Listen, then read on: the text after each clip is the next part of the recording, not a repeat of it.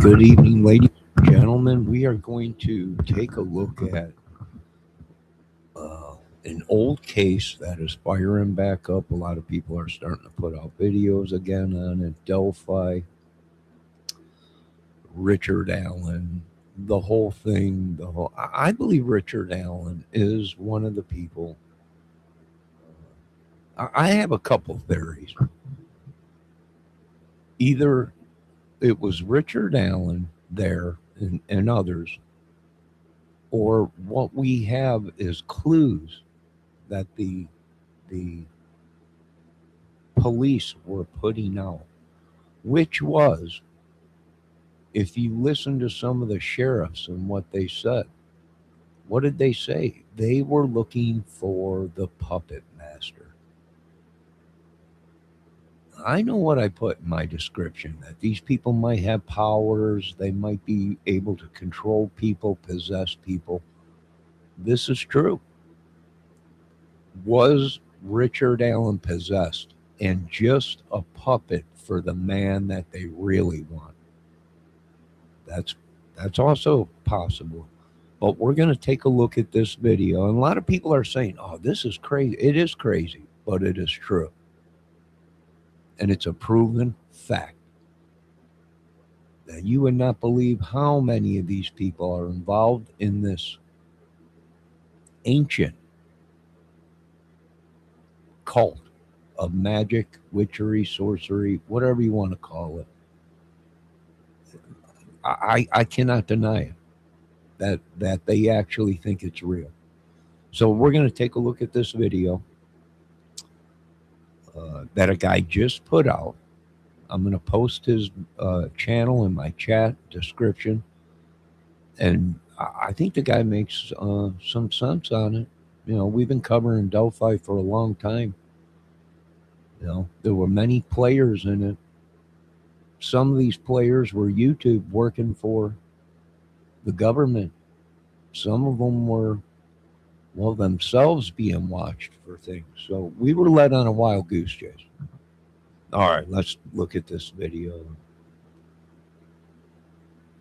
Watch some of this. It's a pretty good video so far, you know. And the title of it is Delphi, murderer still guilty, which they're saying is Richard Allen. So, and Richard Allen is still to this day is confessing, and I think in his one confession he said he wasn't alone. You know, meaning in his mind when he was there doing things, there might have been someone else there with him. You know, that was either in his head or actually physically other people there. And I always said I think there was someone behind the girls filming, because you could see them on the shadows. You know? All right, so hold on a minute. Let's play this. We'll get to the bottom of this.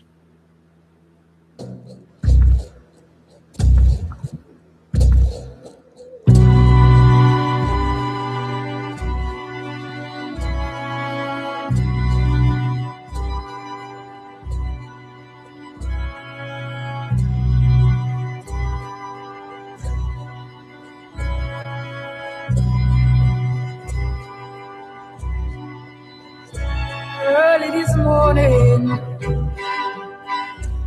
when you knocked on my door, early this morning, when you knocked on my door.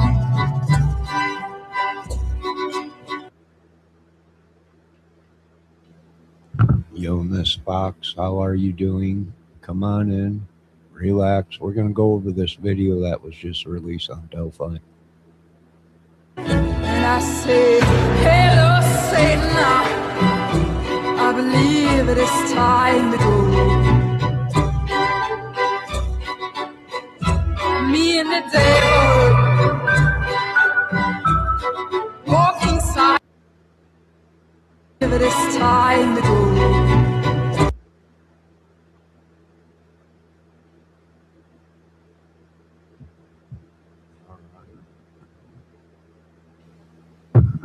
All right, so there's Bridge Guy, right? There's two photos of Bridge Guy up top and two photos of Richard Allen on the bottom. Now, is it possible that's Richard Allen? Well, he claims he was there at that time. Who else would it be? In order for it to be anybody else other than Richard Allen, there would have to be more people there. At the same time, Richard Allen was there. If that is not Richard Allen, then someone else was there with him.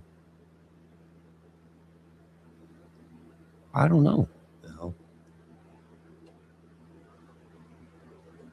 You know, if it wasn't for that cigarette butt at the crime scene, if it wasn't for the police doing certain things, would they have?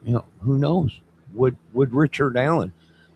My question is would this case have been solved if Richard Allen did not put himself there that day?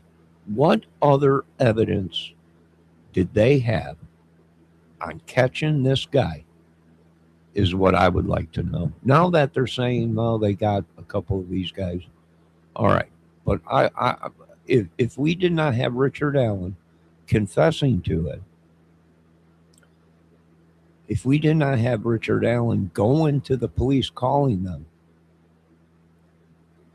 and saying that he was there that day on the bridge at that time and seen some girls there. Now, you have to realize what Richard Allen said. Richard Allen said that he's seen 4 girls.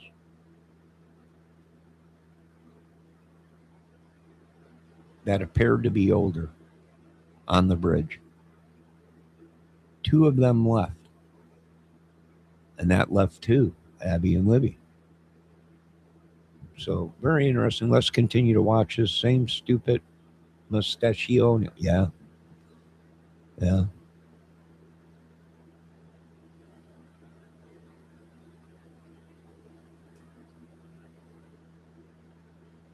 But for them to say, who is this guy? And they put out this photo up top, well, that could be anybody. You know how many people were suspect? There was 4 YouTubers that were suspect. People were making fake videos saying it's Gray Hughes. Now, Gray Hughes was a suspect. That is true. In the Delphi case. I know it sounds crazy, but he was. There was a lot of people that were suspect. Why? Because they said they were there. I don't think Gray Hughes did, but a lot of these guys did. Well, Greeno said he was right there. 3 other guys said they were there. The dog walker, and you had numerous people that were there as it was happening. All right, let's continue to watch this video.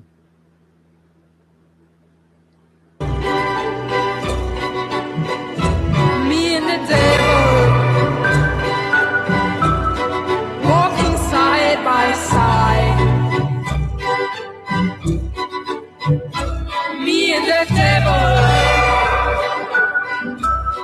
walking side by side. And I'm gonna see my man till I get satisfied.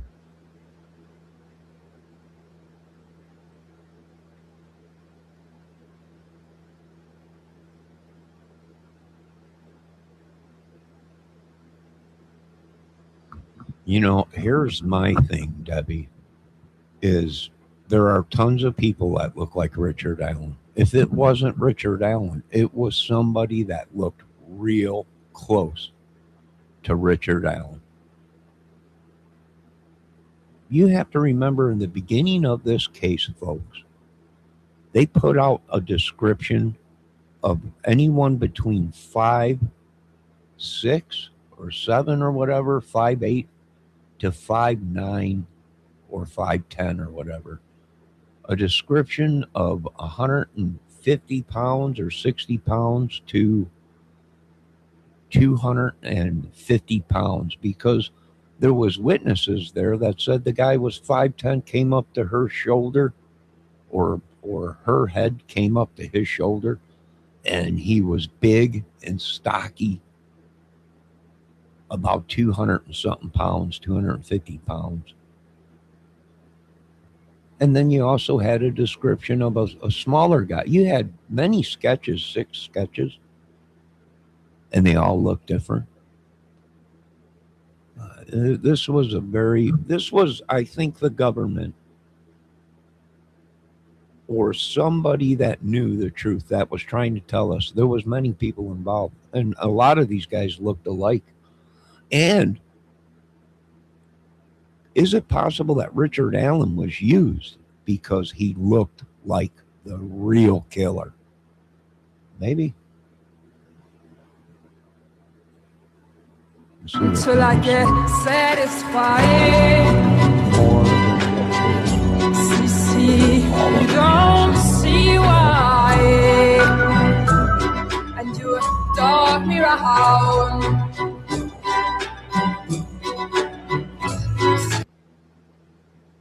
All right, these are all the knives that they pulled from them.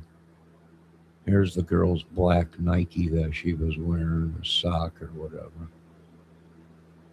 But I'm going to be honest with you folks. This water looks frozen. I don't know if you can see that. This water looks frozen. That is frozen water. The shoe's frozen in the ice with the sock.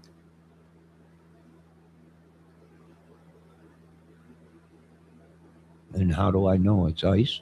Well, because you can see the air bubbles in the ice that froze over. This whole case was crazy.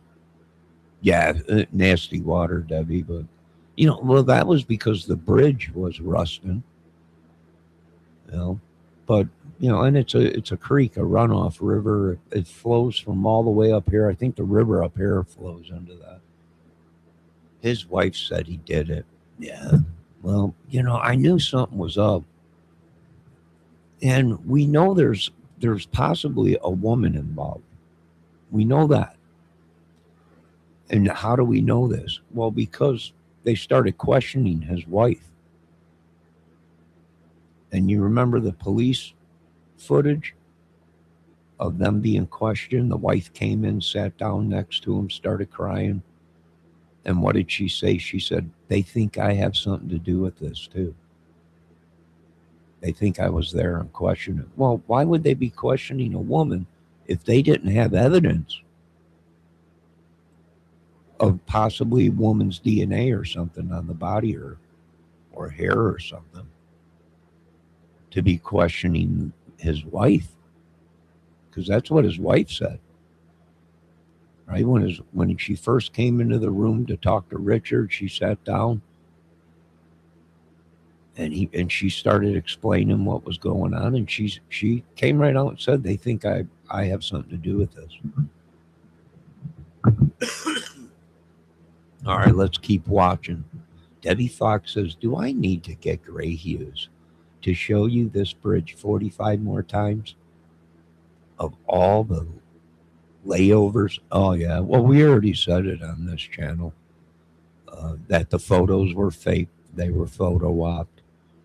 We pretty much busted this case wide open.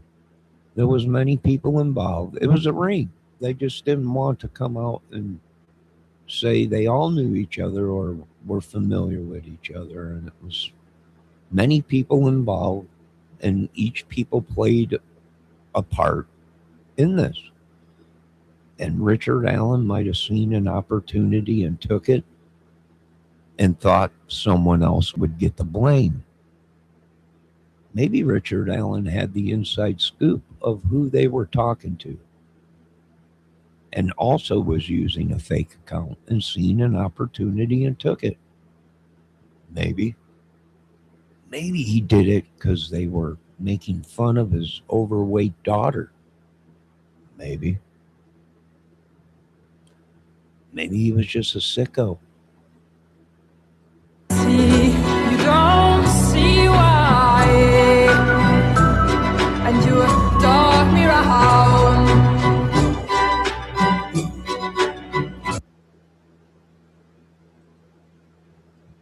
All right, here's all the knives that they pulled out of his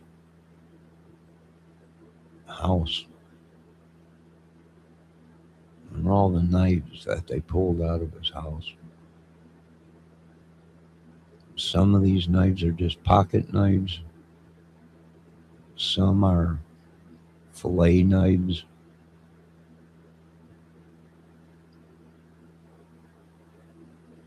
You know, is it guilty to have knives? No.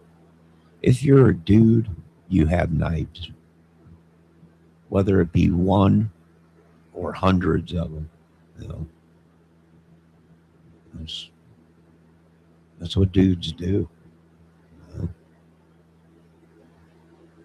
But this is just a little bit of the knives supposedly that he had. I guess he had a bunch of knives and a bunch of box cutters or whatever. Say, don't see why people dog me around. It must be that old evil spirit. Debbie Fox says, you would believe the Odins did it before a man admitting he did it. What's wrong with this picture? I don't know. Would the Odins do this? Probably. Was Richard Allen a secret Odin? Maybe. Is it possible? It's possible. Is it just possible Richard Allen was a sicko involved with people that were not right in the head? And they did this and tried to blame the Odins? Oh, very possible. Anything is possible in the United States of America, even a coup.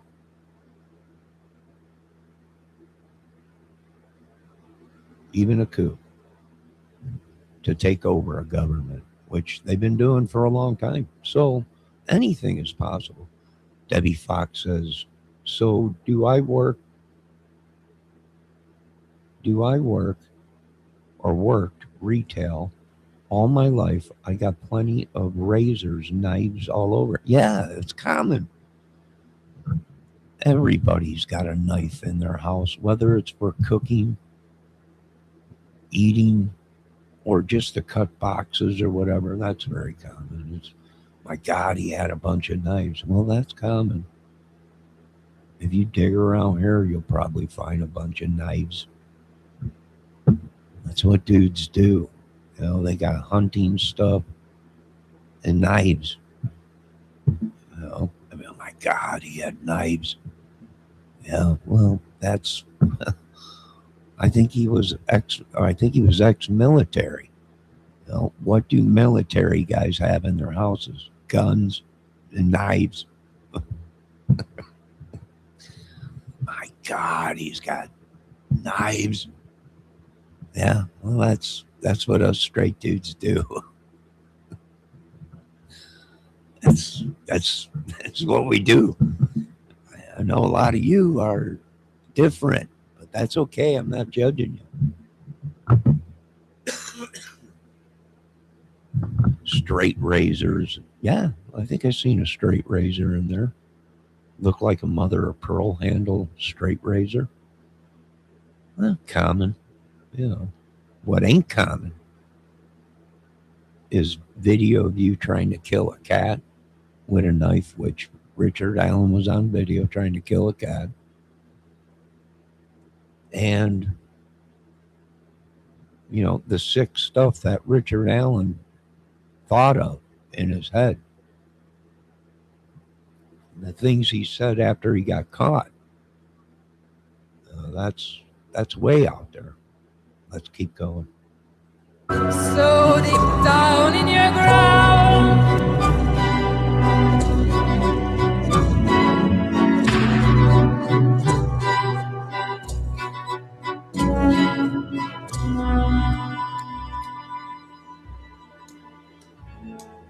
A date is now set for oral arguments in the Delphi murders appeal. It will begin Monday, September 21st at 10 a.m. inside the Indiana State House. According to the filing, the prosecution and defense will be allowed 30 minutes each to argue in front of a panel of 3 judges. Richard Allen was convicted of murdering 14-year-old Libby German and 13-year-old Abby Williams back in February of 2017. He was later sentenced to 130 years in prison. Allen's attorneys say the jury never got to hear evidence that they believe would prove he's innocent. It's been almost a year since I last made a video on the Delphi murders, but I've read the pre-trial and trial transcripts, and I've recently read all the appeals and appeal responses, the appellate stuff, and really, it's even more clear now that Richard Allen is guilty of the murders of Liberty German and Abigail Williams in 2017. Now, just like the prosecutor's podcast predicted, due to the high-profile nature of this case, the Indiana Court of Appeals has granted Richard Allen's request for oral argument. It will take place on September 21st, 2026. And as someone who believes Richard Allen was rightfully convicted by a jury of his peers, I think this is great news. Because now Richard Allen's appellate team will have to stand there in public in front of the appellate judges and explain this nonsense out loud. The defense will have to explain why the search warrant fails when, during the actual trial, the witness confirmed that what Liggett said was true. He was not lying. They will also have to explain why the search warrant should not have been executed when Richard Allen placed himself on the trail, in the timeline, on the bridge, and parked where the killer parked. That's obviously enough for a search warrant. They will have to explain why Allen's confessions should have been thrown out when he confessed before and after the period when the defense claims he may have been in psychosis. And hopefully they have to explain why they keep saying that Richard Allen was in solitary confinement when... All right, there's one other thing that I think the murders happened earlier. That's what I think. And the vehicle leaving was actually Richard Allen leaving the cemetery where he always parked, where there's been numerous people, his own friends, that said that's where he used to go fishing. And he would walk down from the cemetery to where the girls were found because he felt comfortable there. And that's where he always went fishing, and there was no one around. I mean, that's my thought, my theory, that they caught him leaving. They were saying he was just showing up there and parked by the CPS building, but I don't think so. I think that was a totally different vehicle. I think it was a shadow. That's what I think they saw, was a shadow of them bushes, and there was other cars parked there. Because if you remember in the beginning of this case, we were looking for a purple PT Cruiser. There was many vehicles that were suspect, that people were saying. There was a white truck there. There was a red truck. There was a black truck, like a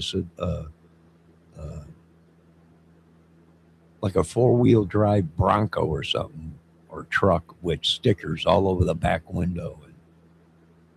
All kinds of stuff. But my opinion is he was leaving. I think they got the timeline wrong. And I think the murders happened before, they're saying, and he was actually leaving the scene.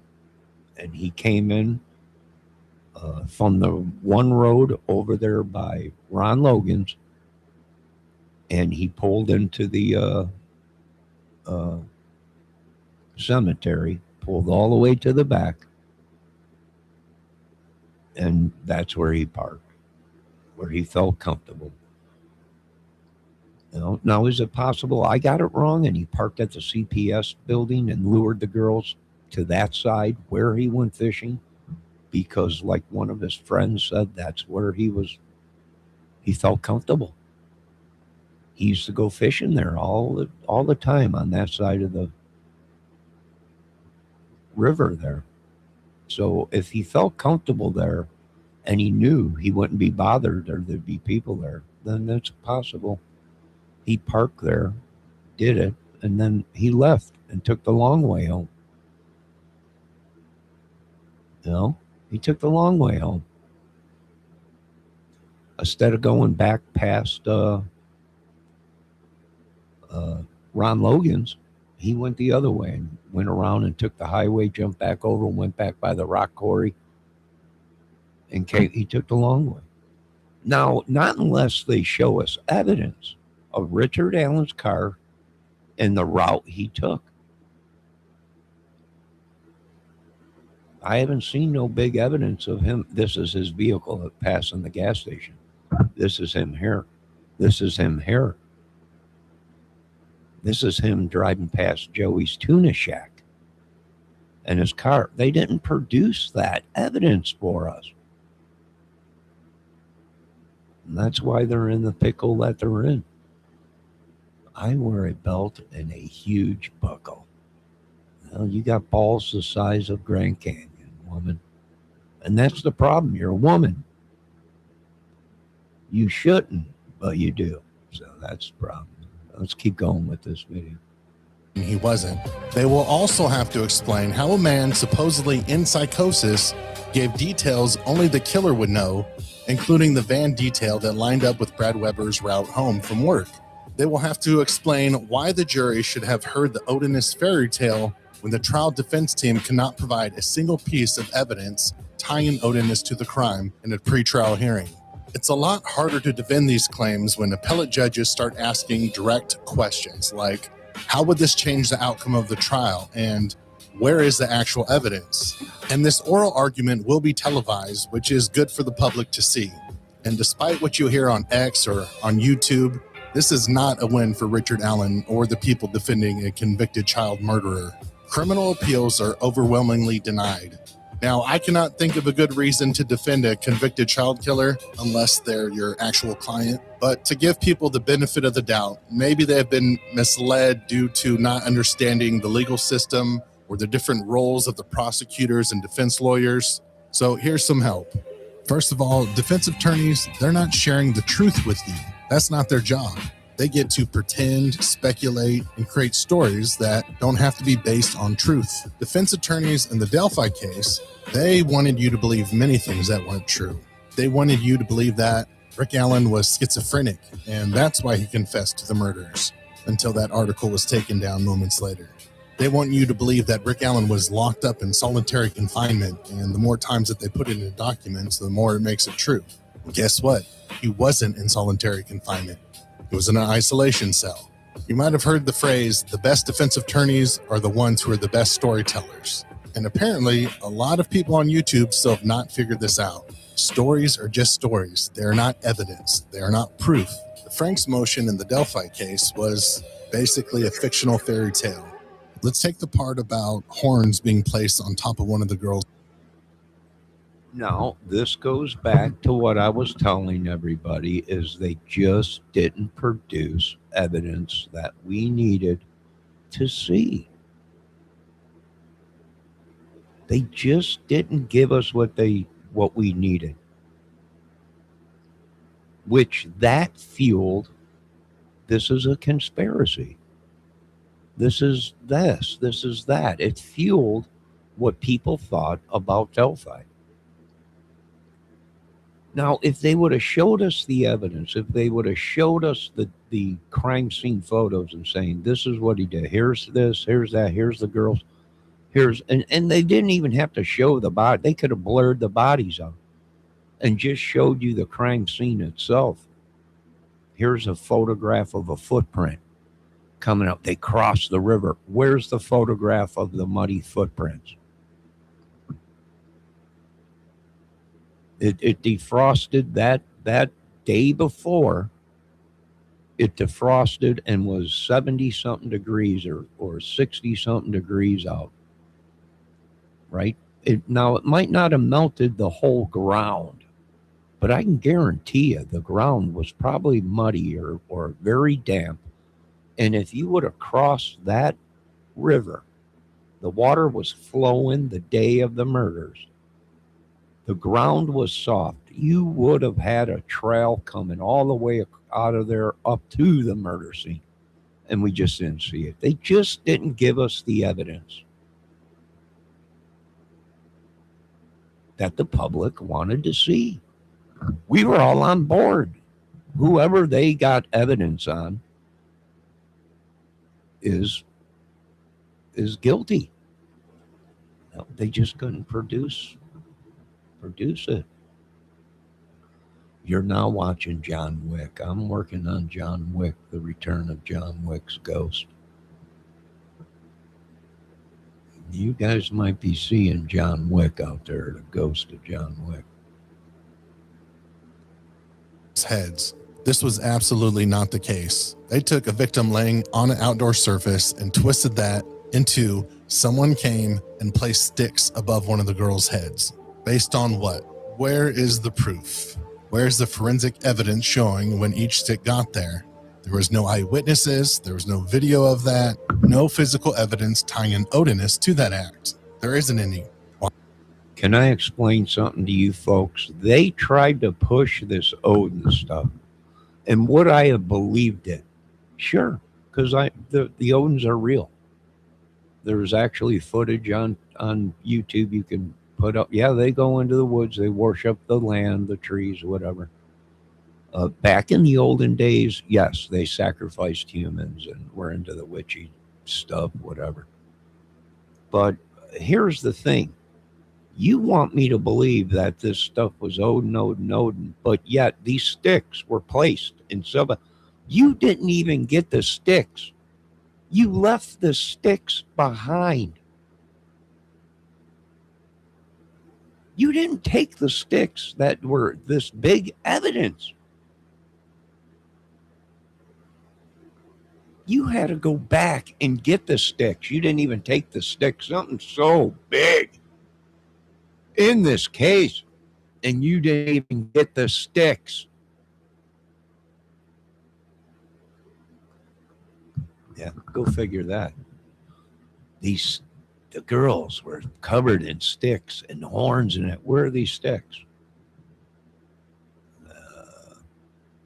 Yeah, where are these sticks that were placed on? I'm sure there's DNA on them and blood, right? Because the killer, this is a gory mess, right? These sticks surely had some DNA on them, right? That you collected. Well, Mr. Kramer, we didn't. The sticks. Where are they? Yeah, you had to send someone back out. Who knows who was through there? Yeah, there's so many things I can bust your effing balls on, Indiana, but I'm saving it. Now let's continue. Why? Because it's just a story, not something to take as truth. It's nonfiction. And people still quote things from that Frank's memo as if they actually happened. Ay, ay, ay. And I just think it's funny how people require zero evidence to believe the defense theory or Odinist, but then they demand impossible levels of proof for the evidence against Richard Allen. Now let's get everyone up to speed here. On February 13th, 2017, one of the victims, Liberty German, and her best friend, Abigail Williams, who were 14 and 13 years old, went to the Monon High Bridge Trail in Delphi, Indiana. Liberty recorded video on her phone showing the man later known as Bridge Guy and Richard Allen following them on the bridge and ordering them down the hill. The next day, both girls were found murdered. Then Allen was arrested in October 2022, over 5 years later. Or after a full trial, a jury convicted him. Once that finally came out in court, the case got a lot less mysterious and a lot more obvious. We learned that Rick Allen put himself on the trail and in the timeline in which the murders occurred. Rick Allen's car was seen on video arriving to where the killer parked during the critical time of the murders. Rick Allen admitted to parking where Bridge Guy parked. He described witnesses that he saw who didn't see the friendly CVS employee Richard Allen, but they did see Bridge Guy, who was the only man there at the time. Witnesses described the same lone man on the trail and bridge. Rick Allen admitted he dressed exactly like Bridge Guy that day. There was a cartridge cycled through his gun and found. All right, now here's another constituents. All right, we got all these videos that we've taken from YouTube that these people are putting out saying that this is the guy, showing sketches We got 5 or 6 sketches. We got 3 or 4 different subscriptions of the killers and the people that were there. There was a guy walking a dog there. There was the 250-pound guy there. There was a guy all dressed in black that was there. There was so many, but yet now this guy is saying that really in real life, all of them said they only seen one person there. Who created that there was 7 other people there? Where are them people? Who created that lie? Who knows? Near the bodies, a witness saw a bridge guy walking toward Rick Allen's car, the only car that was parked there. Oh, and also, Rick Allen admitted to killing the girls, giving accurate details that only the killer would know. He didn't confess to the police, but he calmly and coherently told his wife, mom, and many others that he did commit the murders. He also told his mental health physician that he killed the girls and accurately and logically explained the events and actions that occurred that day. You know who else knew about the sticks? YouTubers. And they knew about the sticks before Richard Allen was caught. And Richard Allen talked about the sticks. Now, you remember that one joker, whatever his name was, Harmon, who was saying the girls were penetrated with sticks and they did all kinds of stuff with the sticks? How did he know that? I'm going to ask you again, Indiana, in your court system and police, how did that dude Harmon and these other YouTubers know about that information when you didn't even have Rick Allen yet? No one knew anything about sticks. How did they get that information? If I might ask you, Indiana. Let's continue with the video.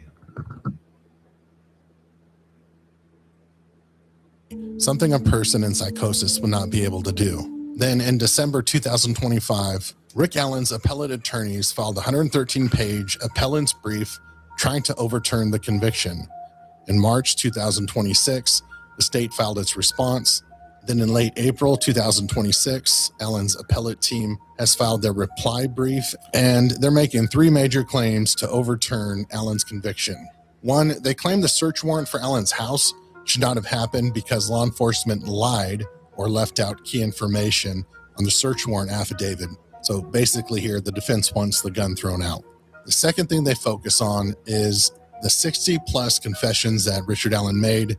They want all of those thrown out because for some reason they think that Rick Allen was forced to confess to his wife and his mom, and that he only confessed because his prison cell was too small, which drove him crazy, which gave him the ability to know things that only the killer would know somehow.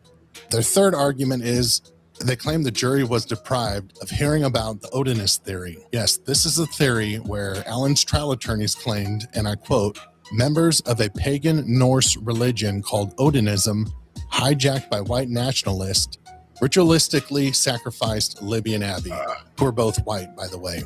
And there is zero evidence that happened, but according to the defense, if the jury had heard that fairy tale, then Richard Allen would be a free man today. So let's start with the first major claim in the appeal. Let's start with this. For the last time, I got to tell Indiana and the United States government, there are 2 groups of Odins. There are the Odins that worship the Odin gods back in the Viking days who dress medieval time. And they worship the trees and the earth and that. Then there is a number 2 Odin. That number 2 Odin organization is a MC motorcycle club. Now, what Odin organization are you talking about, Indiana government? Because there are 2 of them. if you would have done your research and your investigation properly, the families were mixed up in what? MC clubs. What did the witnesses and other YouTubers say? That they were being initiated into an MC club. Now let's continue with this. The search warrant for Rick Allen's house was invalid. The defense claims Detective Tony Liggett, now Sheriff Liggett, misled the judge in order to get him to sign off on the search warrant affidavit that allowed them to search Rick Allen's property. Now, a search warrant affidavit is a sworn document police give to a judge explaining why there's probable cause to believe evidence connected to a crime may be found in a specific place. You don't need to include every witness interview ever conducted. It is not a complete case summary with every possible defense theory included. However, police cannot lie or intentionally mislead the judge. And the defense says Liggett did in fact mislead the judge in three main ways. First, with one of the witnesses, Sarah Carbaugh. She is the one who saw a bridge guy leaving the trails at approximately 3:57 p.m. as she was driving down the road. The defense claims Liggett overstated what Sarah Carbaugh saw because in the search warrant affidavit, they stated that Carbaugh saw a man walking who was muddy and bloody. And the defense argument is basically this. Carbaugh first said the man was muddy and described a lighter jacket, so Liggett supposedly made her statement sound stronger by writing that she saw a man who was muddy and bloody, wearing a blue jacket and blue jeans. So they were saying Sarah Carbaugh never said that the man had blood on him.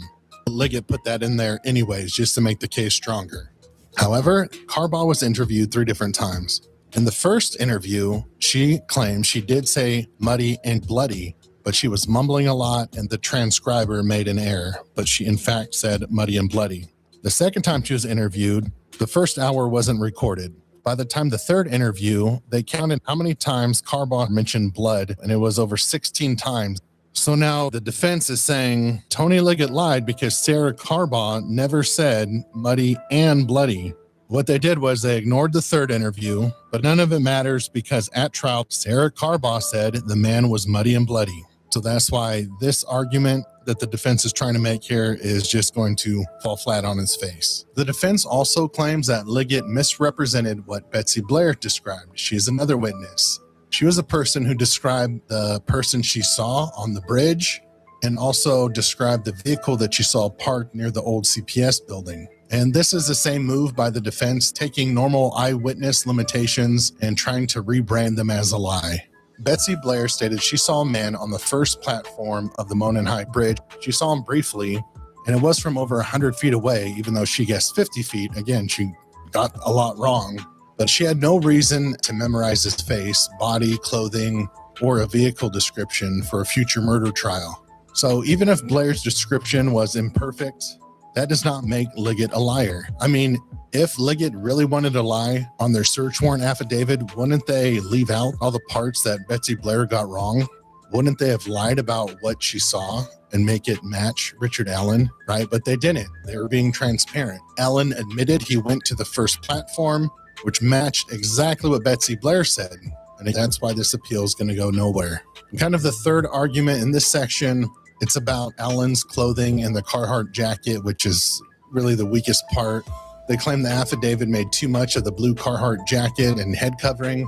And they point to Kathy Allen, Rick Allen's wife, saying that the blue Carhartt found in the house had only been purchased a couple of years before 2022, which doesn't really matter. I mean, I personally think that Rick Allen threw away his original jacket right after the murders. So, yeah, I don't even think they got the right jacket. And Kathy Allen didn't provide any evidence of when the jacket was purchased, so none of it really matters.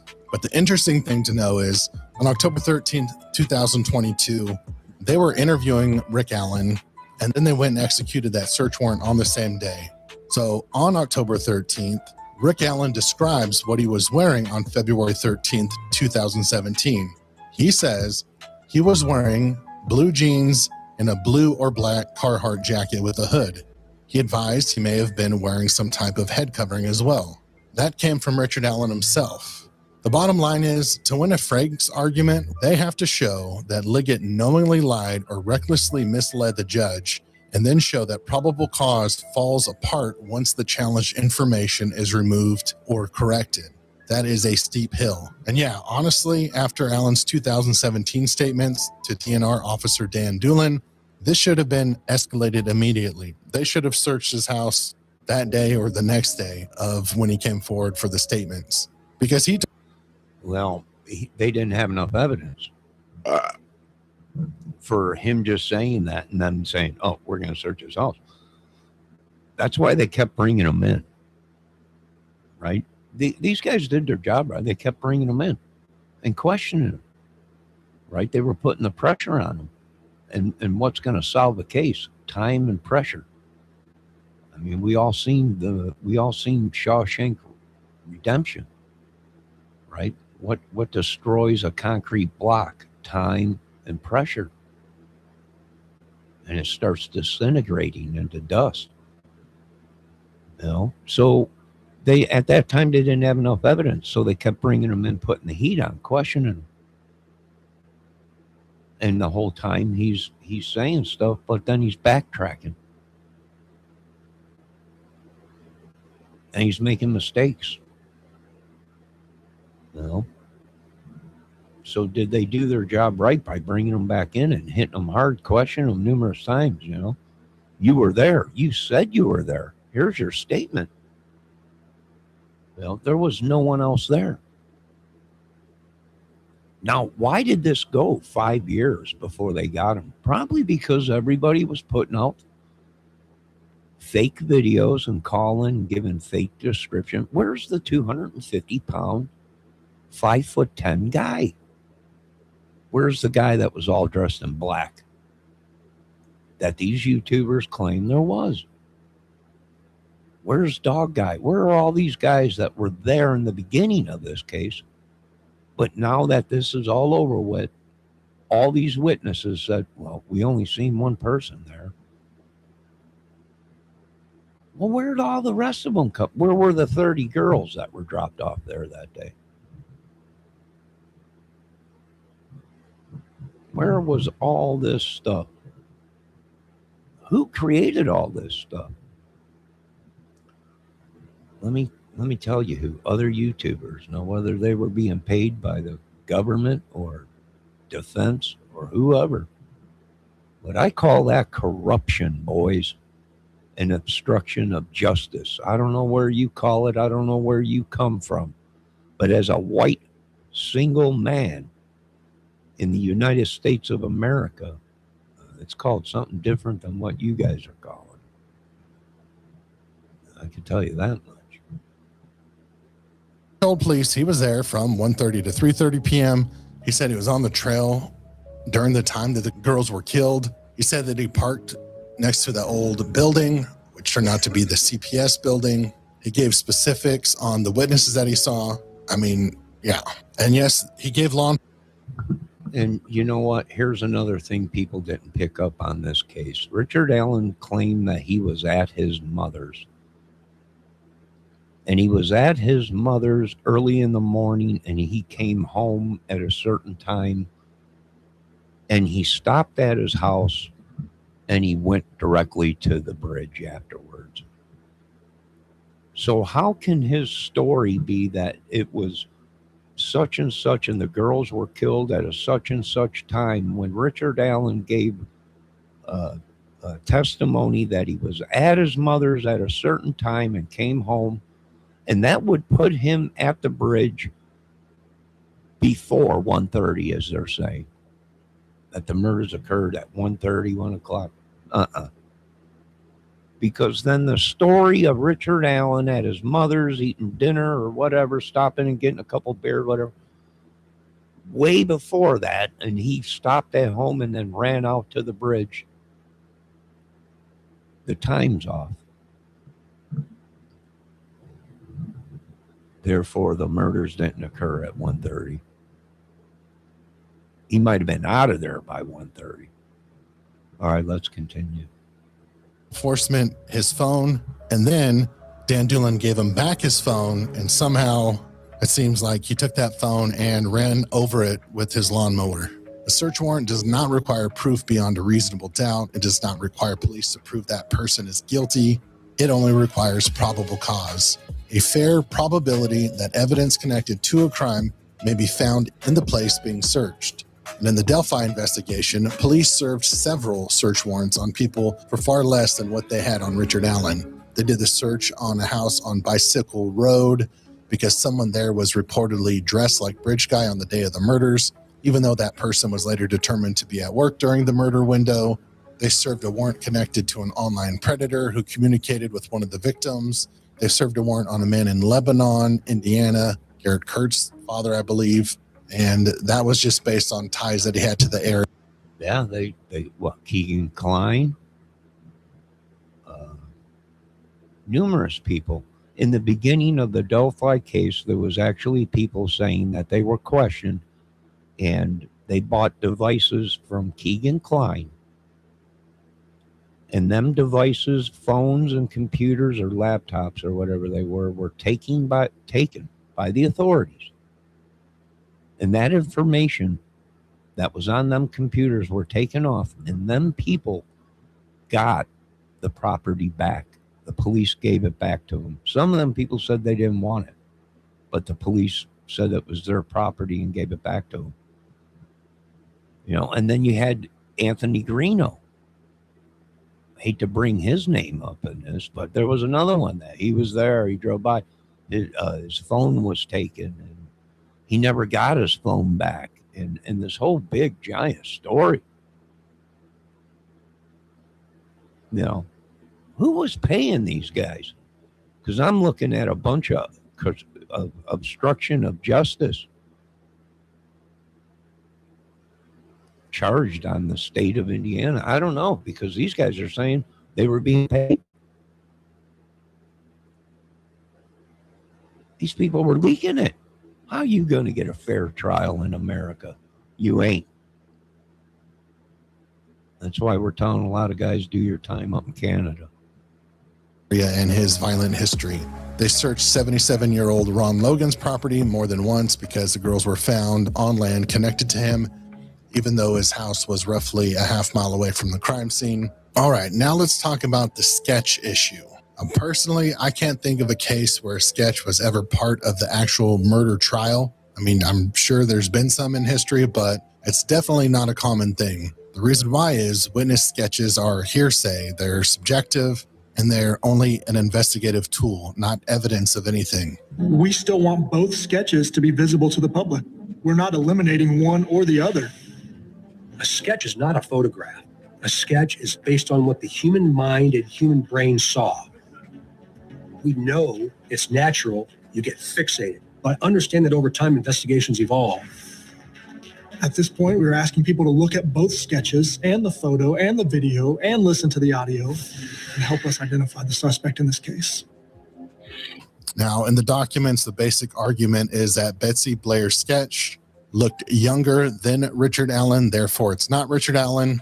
But the reality is, Betsy Blair, once shown a picture of Bridge Guy, said, yes, that's who I saw. Betsy Blair saw a man on the bridge from over 100 feet away. Then a few days later, she sat down with a sketch artist and tried to turn that memory into a drawing.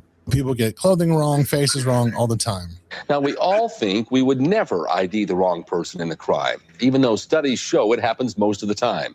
To test the accuracy of eyewitness testimony, WFMY News 2's Lachelle Yates set up an experiment. Wait until you see how this Who Wants to Know investigation unfolds. Hit under the kneecap. You're watching Dr. Rob Guttentag teach a psych class at UNC Greensboro. It's Wednesday afternoon. That's a spinal reflex. And about 5 minutes into his lecture, this young man walks in. You're a tad late, I think. He's not here for class, rather the professor's briefcase. Excuse me. Excuse me.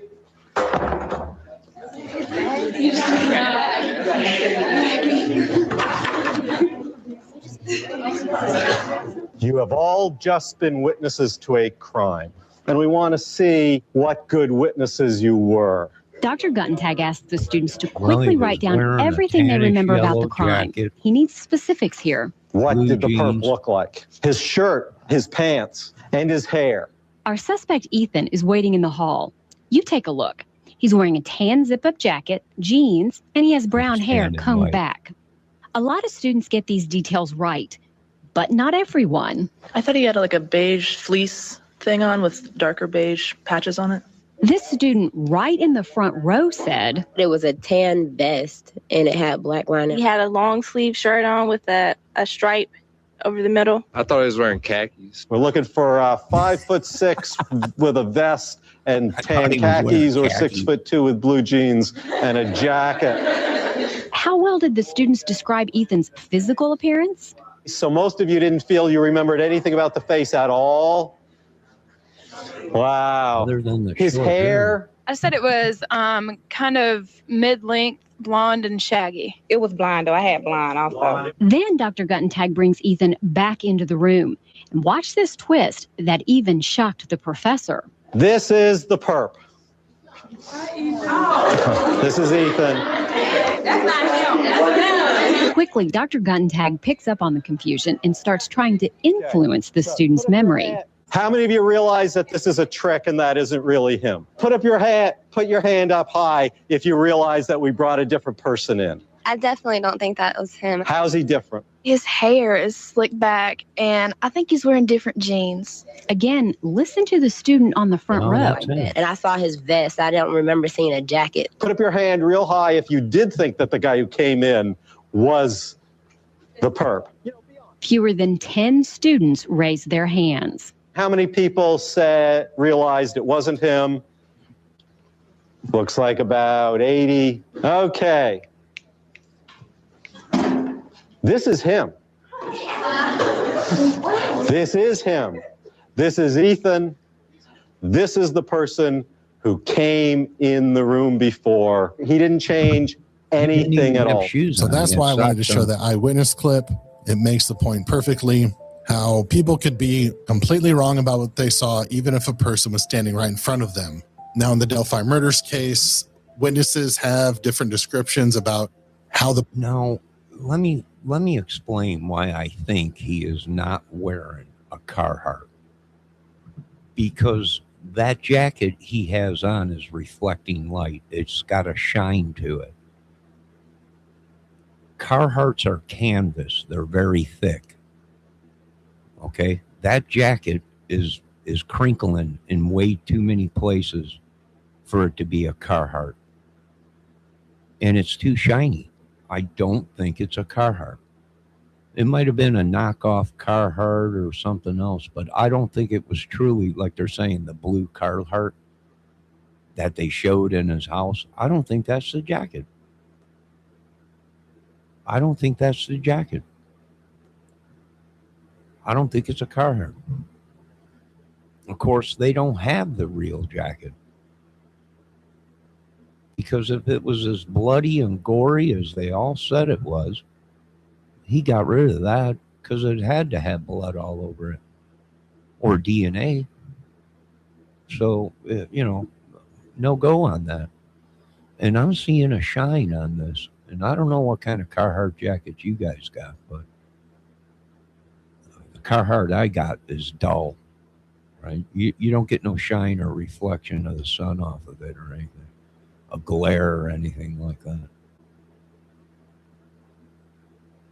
person looked who they saw, but they all agreed they saw the same guy, and that guy is Bridge Guy, the only male out on the trails at the time they spotted him.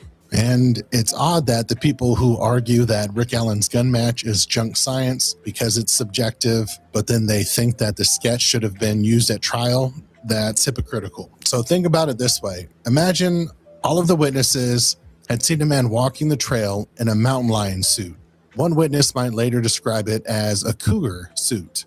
Another might say a lion suit.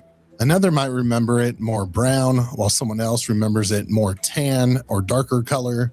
Now, that doesn't mean that they saw different people in different suits, right? If police later showed them a picture of the mountain lion suit and the person walking in it, they would all say, yes, that's who I saw. And that's basically what happened here. The witnesses were not looking at Richard Allen's bare face in perfect conditions, calmly studying his features for future courtroom use. They were seeing a man dressed as Bridge Guy, concealing his face. They recognized the outfit, the body type, the overall look, and the presence of that same man on the trail. So when they saw the Bridge Guy image, they knew that was the man that they had seen. So that is the point. Nobody is claiming they knew his name was Richard Allen back then. Well, this guy making this video is true, because they had a description of somebody wearing a mask. You couldn't see his face. All you would have been able to describe him from was his eyes. You got too many descriptions, but yet you only got one. You know, when this is all said and done,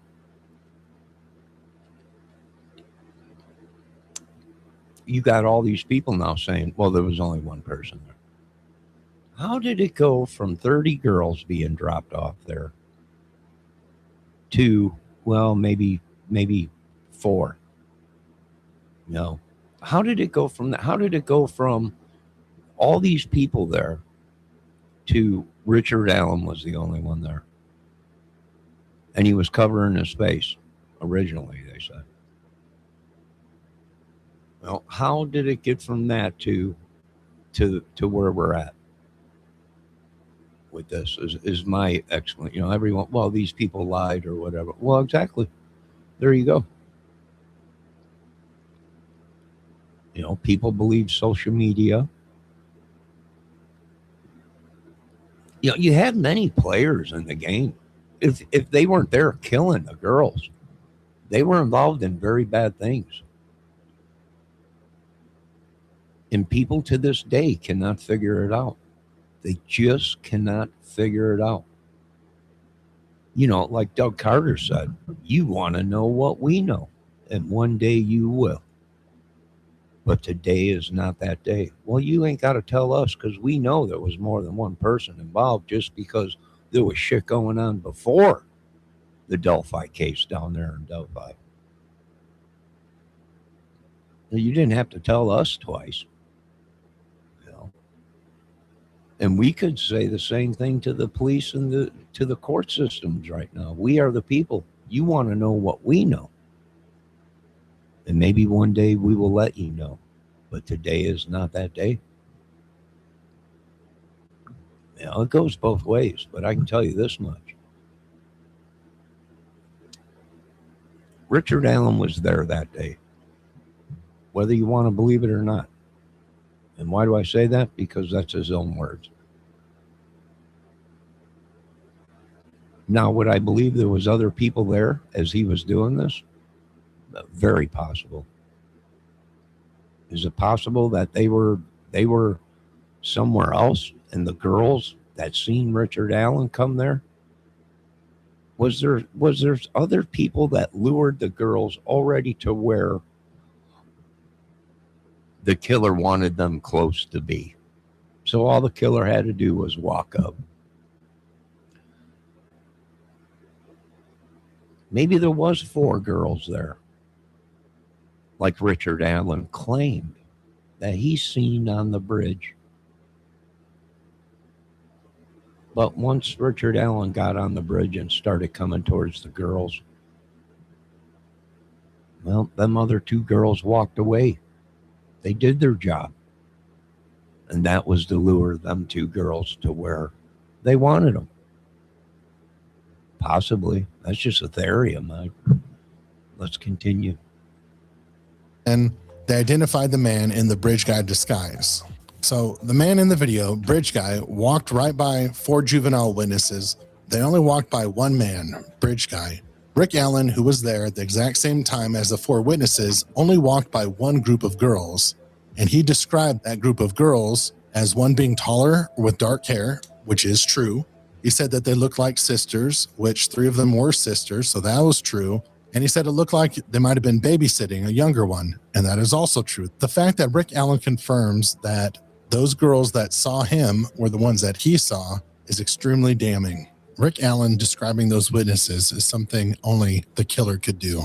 And remember, those witnesses never saw Rick Allen. They only saw Bridge Guy. Even Kathy Allen ended up admitting that bridge guy looks like her husband. She says it in a police interview. She concedes, quote, "That picture, would that be your husband? That could be any male. Okay, anywhere, anytime. I mean, those clothes or whatever, could that be your husband, size-wise? I mean, well, size-wise, yeah."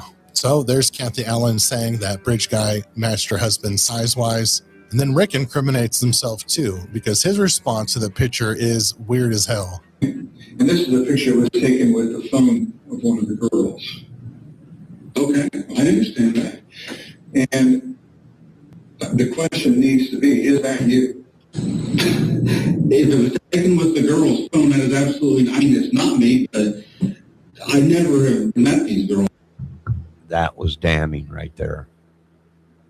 And why do I say that? Because Richard Allen watched this whole case on social media. He knew to answer if that photo was taken from the girls, then it wasn't me. He already knew that they had her phone. He knew that. Why? Because he's been watching the case. He researched it. He probably was even in our chats under alias accounts. And why do I say that? Because they found a whole bunch of phones, but the only phone they didn't find was the phone that they took and gave back to Richard Allen and told them that they wouldn't need that yet, and he got rid of the phone. That's the only phone they don't have, is the 2017 phone. They have all the rest of the phones that they found there, that they said they found there, whether it's true or not, or just fake stuff put out because they could do that. They can lie. But here's the evidence that Richard Allen got rid of that phone. Before, so even if I thought it looked like me, if it was taken with the girl's phone, there's no way it could be. I've never met him. I've never seen him. If I showed you... And that's it. You didn't have to see them. And he knew. He knew. He knew. That's why he starts wobbling back and forth a little bit. He's rubbing his hands on his thighs, on his thing, on his legs. And what does he say? Well, if that photo was taken by the girls, it's not me, because I've never seen them. I never met them. You didn't have to meet them. You didn't have to know them. All you had to do was be there.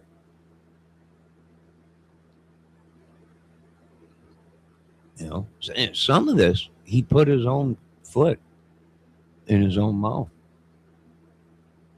That picture and asked, "Is that you? You're innocent," so you would just say, "No, that's not me."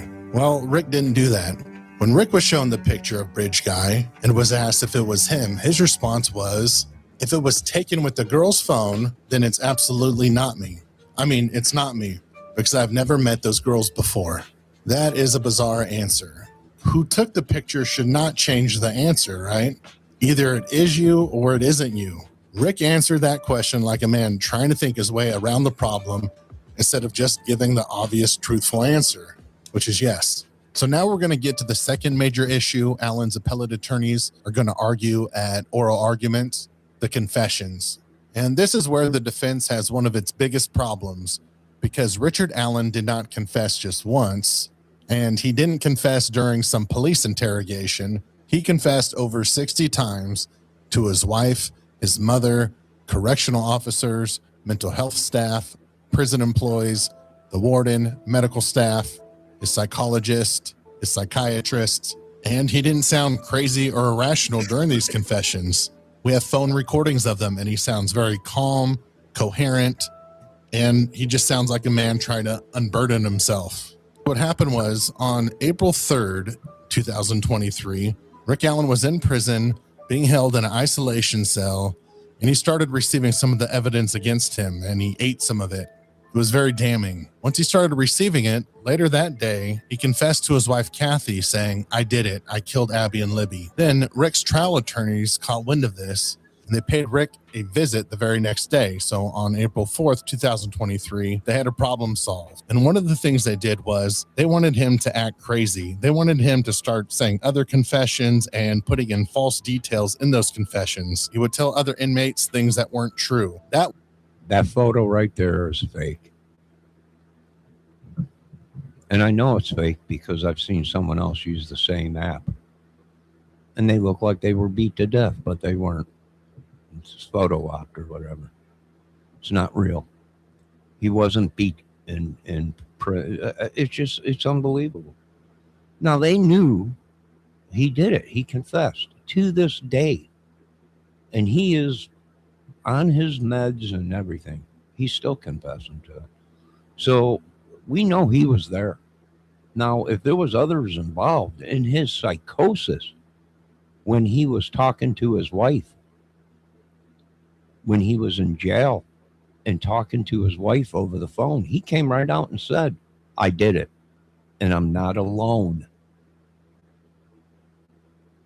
So either he's saying that he's going to come clean. He's in his own way, he's trying to say someone else was involved.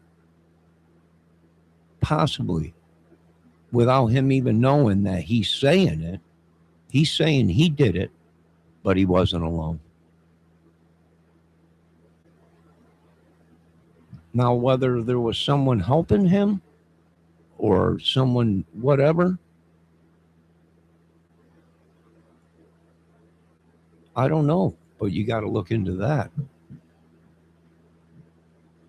Way they could try and discredit all of the confessions, lump them together and say, see, his confessions can't be true. Look at all these errors they have in them. However, the only confessions that have anything incorrect in them come from other inmates. They're secondhand. We don't know if he even said those things. All we know is a prisoner is saying that Richard Allen said these things. But everything that we have recorded or documented by credible sources, none of those have any incorrect information in them. So like one inmate claimed that Rick Allen told him that he shot the girls with a gun, and that never happened. So we don't know if the inmates are making things up, if they misheard something, but I don't consider other inmates credible sources. If we threw out all of the silly things that these inmates claim that Rick Allen said, all that would be left is confessions that actually match up with the evidence. So going back to the confessions in April 3rd, Rick's defense attorneys, they had to come up with something, right? So that's why on April 4th, 2023, they tried to get ahead of the situation, and out came the story that was briefly published online that used the word schizophrenic in it. And they came up with a story that was published online that says Rick was a prisoner of war. And they claimed that Rick Allen was acting schizophrenic, despite Rick Allen was never diagnosed as schizophrenic. So again, that's the defense just making things up. So the defense came up with reasons that Rick Allen was crazy. They had to come up with something. So they said it was because he was treated like a prisoner of war and he was forced to be in solitary confinement, which is not true. He was housed in a single man cell in the restrictive housing unit. I'm going to tell you folks from experience, Richard Allen had it made. He had his own cell, and he could remain in his cell all day. I don't know what these people are talking about. It was all lies, all lies. You know, and it's crazy. It's crazy. Now, could it be someone that look? I can point out 50 dudes in Indiana right now that look just like Richard Allen, and that is freaky. That's freaky. I can pick out 2 YouTubers that look like him. That's freaky. When you have other people that look like him, yeah, misidentification. It could have been, you know, it could have been if there was other people there.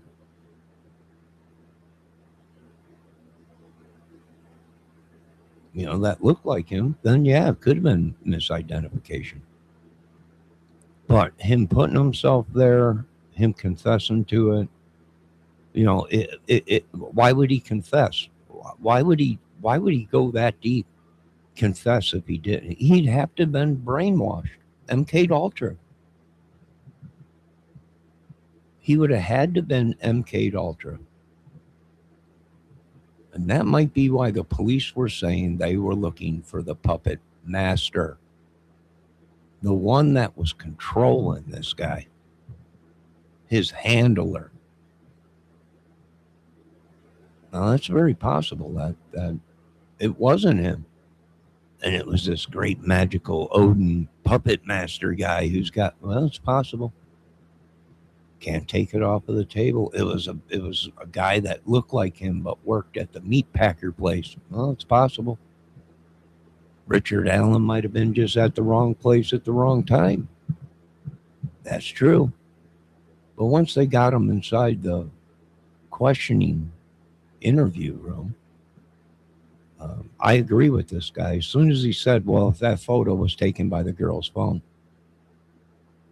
it wasn't me. Well, how did you know that that photo was taken from the girl's phone if you weren't watching the case and knew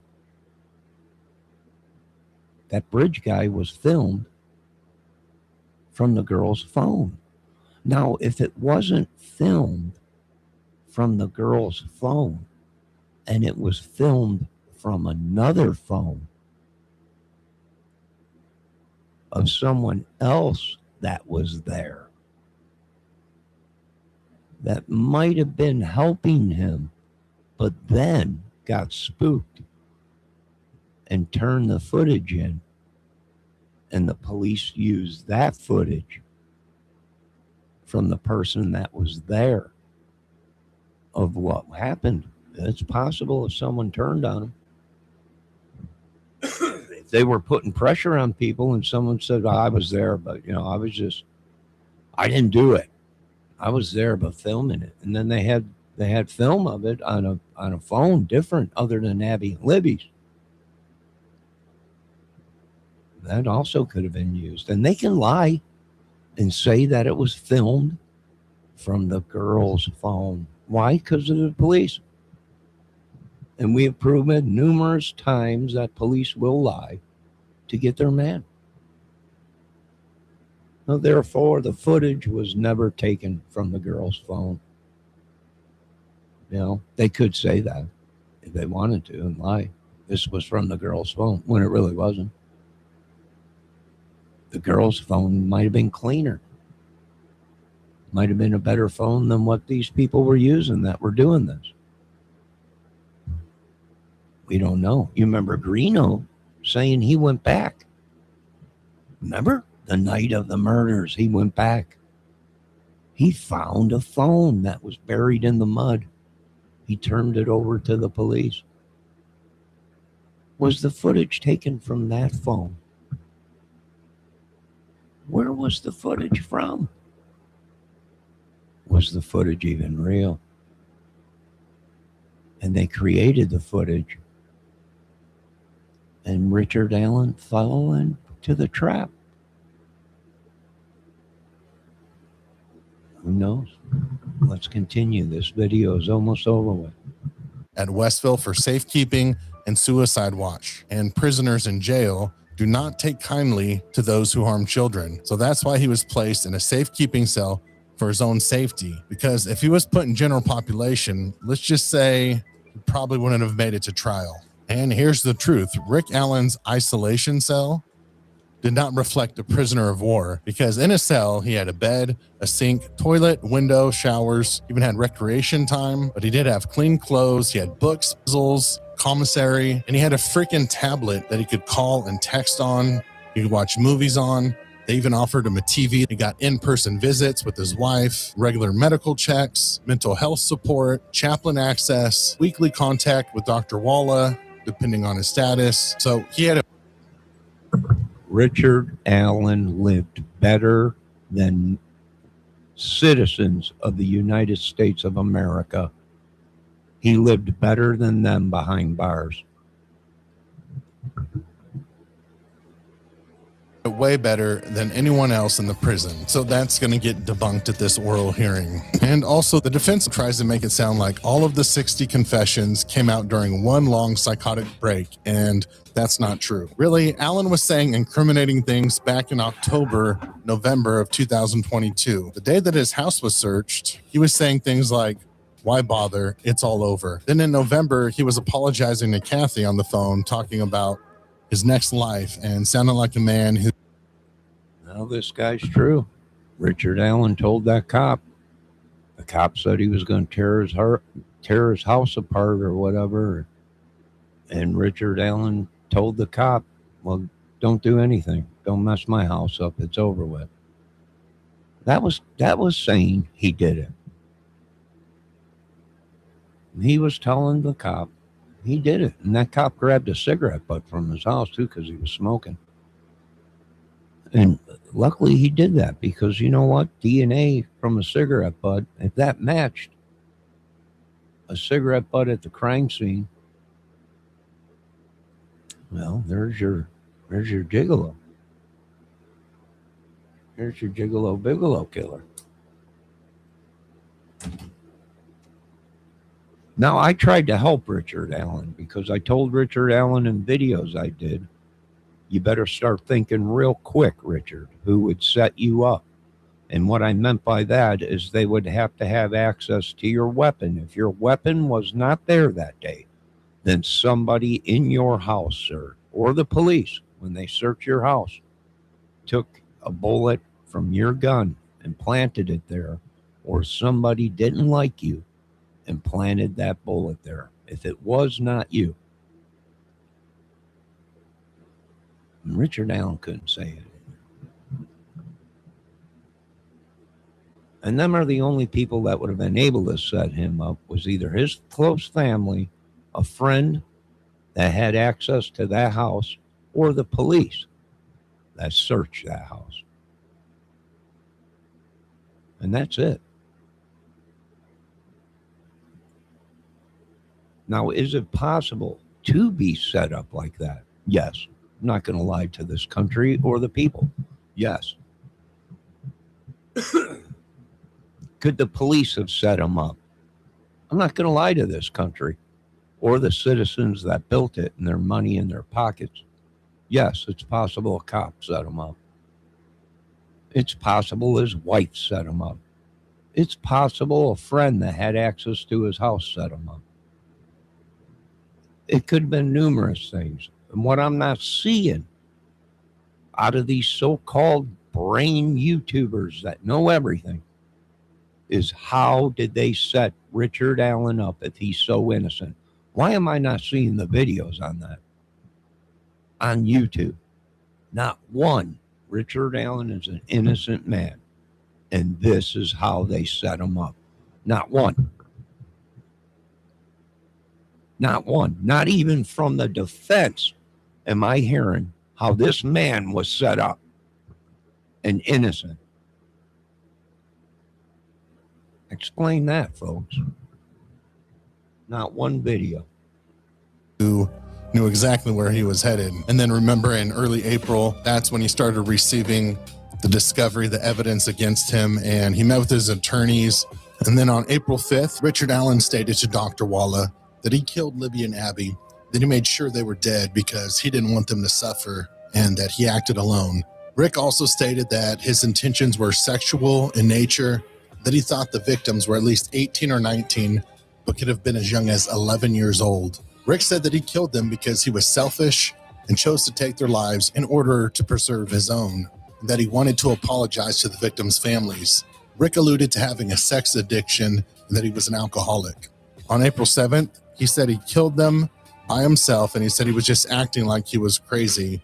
On April 8th, 9th, and 10th, he kept confessing and expressing remorse, and Allen's behavior was deemed severe enough for medical intervention on April 13th. So the confessions before that, he was not deemed to be in psychosis. The Treatment Review Committee agreed on April 14th that he was showing psychotic symptoms serious enough to justify Haldol, but then by May 2nd and May 3rd, it's documented that Rick Allen had returned to baseline behavior and no longer showed signs of psychosis. And on May 3rd, that's when he gave his most detailed confession to Dr. Walla, including the van detail, where he logically explained the events the day of the murders, what he did, how he did it, and why he did it.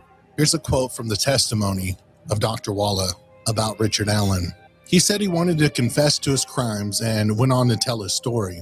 He reported seeing his parents the morning of the crime. He stated he was supposed to go eat with them, but opted to get himself a six-pack. Bingo, there it is. He claimed that he went to his mother's hours away or whatever, and he was there and left and was back home by 11 o'clock or whatever, and stopped at home, grabbed his jacket and some bear or whatever, and took off to the bridge. That puts him there. Why? Because he only lives 5 minutes from the bridge. That puts him there before 1:30. Not getting there at 1:30. He's leaving at 1:30, probably before then, because that clock at that building was an hour and a half off. So the whole thing happened way before then. And how else do we know? Is because the girls, the one sister said they woke up in the morning and they had their favorite. The one girl stayed at the girl's house. They woke up early in the morning. They had a big banana breakfast or whatever, banana pancakes or some kind of pancakes. And then they left to the bridge, and the one sister had to go to work or something and dropped them off. And there was 30 girls there supposedly. So we know this happened before, and their time was off. Reported drinking 3 beers and then finishing the rest later. He stated, I bundled up. Once on the trail, he stated, I laid in wait. He reported seeing the girls, Libby and Abby, and following them to the bridge. He mentioned doing something with his gun and stated, I think that's where the bullet fell out. And then he said, I ordered them down the hill.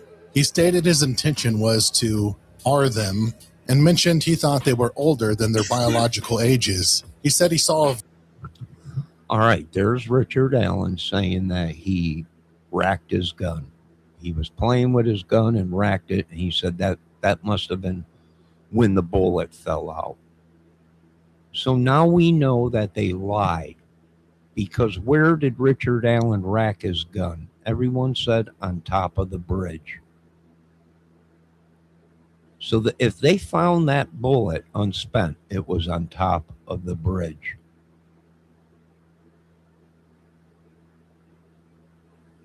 Somehow it made it to where the bullet was buried in the ground underneath the phone, underneath the girl's shoe. How they came up with that, I don't know. How would they have known it was under it or buried in the ground if they didn't have a metal detector out there looking for it?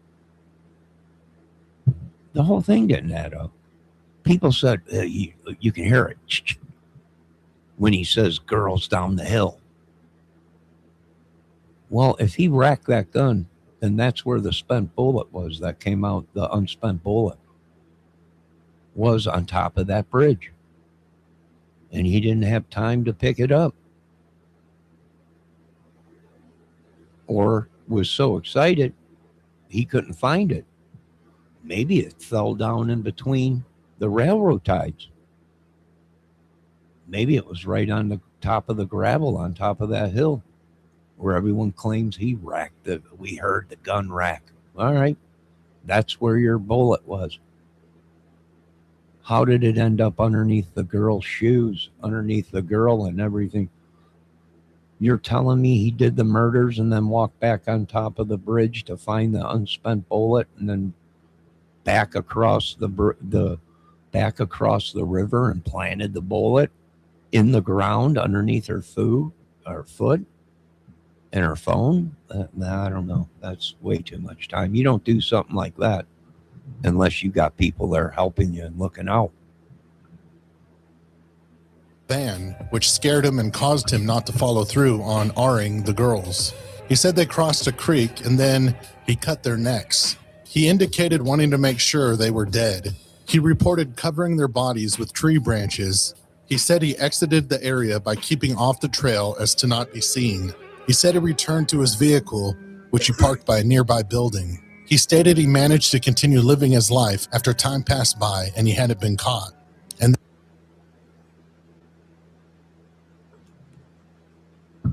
And bingo was his name. There you go. He's stating that he did cover the girls in sticks. And I think he would have, if he didn't get spooked, I think he would have covered the girls completely. And why do I say that? Because I think he wasn't done yet.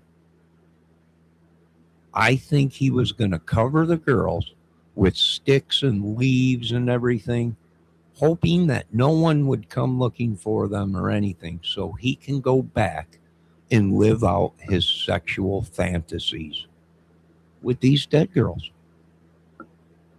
He just admitted he covered the girls in sticks, but got spooked and left. He was going to rape the girls and do all kinds of stuff, but he got spooked, killed the girls, started covering the bodies or whatever, and got spooked because of he seen a vehicle or something, and he left. He probably was going to cover the girls completely, so no one, if anyone came through there, they wouldn't be able to see them. And once it all cleared up and everything, if anybody, he was probably hoping nobody was going to come looking for these girls for a while, or didn't realize they were missing, so he can go back and do his thing. That's what I think the sick dude was going to do. Yeah, he would have covered the girl. If he had enough time, he would have covered the girls completely, so no one would have been able to see him. And then he would have went home, watched the news, and he would have seen, did anyone find him? Does anybody even know they're there? Because I think his sick fantasies weren't over yet. He got spooked. That's why he wanted to cover him up, because he can go back. You know, he probably went home, watched the news. It was on the 11 o'clock news the night it happened. I was sitting here on this couch. It was on the news. I seen the news thing on it. It was on the 11 o'clock news. There was all kinds of people out there. Four-wheelers. There was vehicles in the cemetery. There was vehicles everywhere. People all over the place. 11 o'clock news, Indiana. Local news. Looking for two girls that were missing, that were at the bridge. They weren't found. No one could find them. They were there searching during the daylight. No one's seen them. We had searchers saying impossible. Them girls were not there because we searched that area. And that's what some of them searchers said. It was impossible. When we were there, them girls weren't there. How'd they get there? Debbie Fox says it might be a knockoff. She might be right. She might be right. She might be right. That he seemed relieved after making this confession. And the most important part is how much of that sequence lines up with the facts of the case. He stated he followed the girls across the bridge, which the video evidence verifies. He states that a bullet fell out of his gun, which is true. A bullet cartridge was found at the crime scene. He said his intent was sexual, and this lines up with the facts of the case. The girls had their clothing removed, and one of the victims was found nude. And yet there was no medical evidence of a sexual assault, which lines up to a sexual assault that was in progress and then interrupted. And how would anyone other than the killer know that happened? Rick Allen also... Exactly. And he wasn't done. He got spooked. He was going to go through with it, but he got spooked. And I think that's why he covered the girls, because he wanted to get out of there, hoping no one would come looking for him for a couple of days. Because we also were going to be having bad weather come in. I remember that day. That was a warm day. We had a day or two of very warm weather. We're talking up in the 60, 70 degrees. And then boom, it dropped right back down into freezing temps and snow. A couple days before the The murders, we had a snowstorm. And then it got real warm and then real cold again. So he was probably hoping that nobody would come looking for him. And he wasn't done with his sick fantasies. That's why he covered them up. And that's what you folks can't do. You can't figure out if you watch enough of these crime documentaries. If he was so spooked, why didn't he just take off? Screw it, I'm out of here. Leave them the way they are. They don't work that way, folks. He had plans to go back there. That's why he covered the bodies. That's why he was trying to cover the bodies with sticks, leaves, and other stuff. Was he wanted to get out of there. He got interrupted in something that he was going to do to the two girls. And sorry to say, he got interrupted, but he was going to come back. That's why he covered the girls. Debbie says she's got a couple of them, not the same, but she's got a couple. Yeah, they're very common, Debbie. I agree with you. Said that a van interrupted him. With a little help, investigators followed up on Rick's statement, and they were able to connect it to Brad Weber's van. And Weber's work record showed that he clocked out at 2:02 p.m. Then he had to walk out to his van, drove home, which he stated takes about 20 to 25 minutes, putting his van on the private drive at approximately 2:32 p.m., which is the time that Libby's cell phone stopped moving. Investigators also pulled Weber's phone records, which helped confirm that he drove home that day at that time. So the question becomes simple. How would Richard Allen know that a van came down that private drive at that critical moment unless he was there? There is no reasonable, innocent explanation for Allen knowing that detail. Also, what Rick Allen gets right is that they crossed the creek. This is backed by actual evidence based on what they found on the victim's clothes, the pants, and the shoes. When a bunch of people online say that they didn't cross the creek, well, Rick got this one right. They did cross the creek. Rick said that he cut both of the girls' necks, which aligns with the autopsy evidence. He stated he covered their bodies with tree branches, another fact that wasn't publicly known, but lines up with the crime scene evidence. He said he left off trail, so he would not be seen. And that fits with the witness evidence. Nobody has ever came forward and said that they saw a muddy and bloody man walking in the trail system. Sarah Carbaugh saw the muddy and bloody man walking outside of the trail system alongside a road towards where Allen had parked.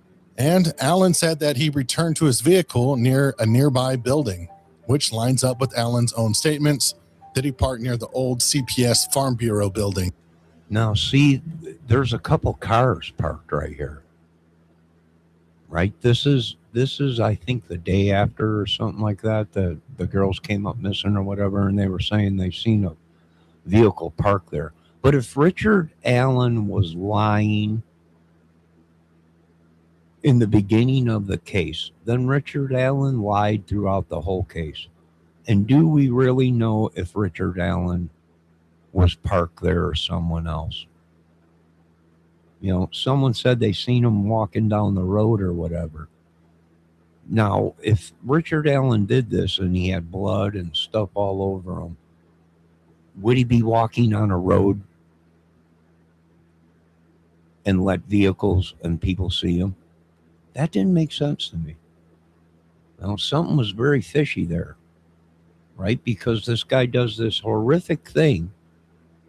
And supposedly they're saying, well, it was bloody. It was a gory scene. It was blood everywhere, a lot of blood. And now this guy comes out of the woods, bloody and all muddy, and he don't want to be seen. And he walks down a road where people can see him. I don't know about that. I still don't believe he parked here. I think he might have parked there. I don't know. You know, I'm just giving a theory. I don't think he parked there. I think he just went along with it. Why? because he knew the whole case. He had 5 years. 5 years. That's what this government cannot understand. This guy had 5 years to watch the whole case. And that's why them investigators had to keep bringing him in and pressuring him. He had 5 years. How do I know that? Because he said, if that picture you're showing me was taken from them girls' phones, it ain't me. He knew dang well that photo was from the girl's phone.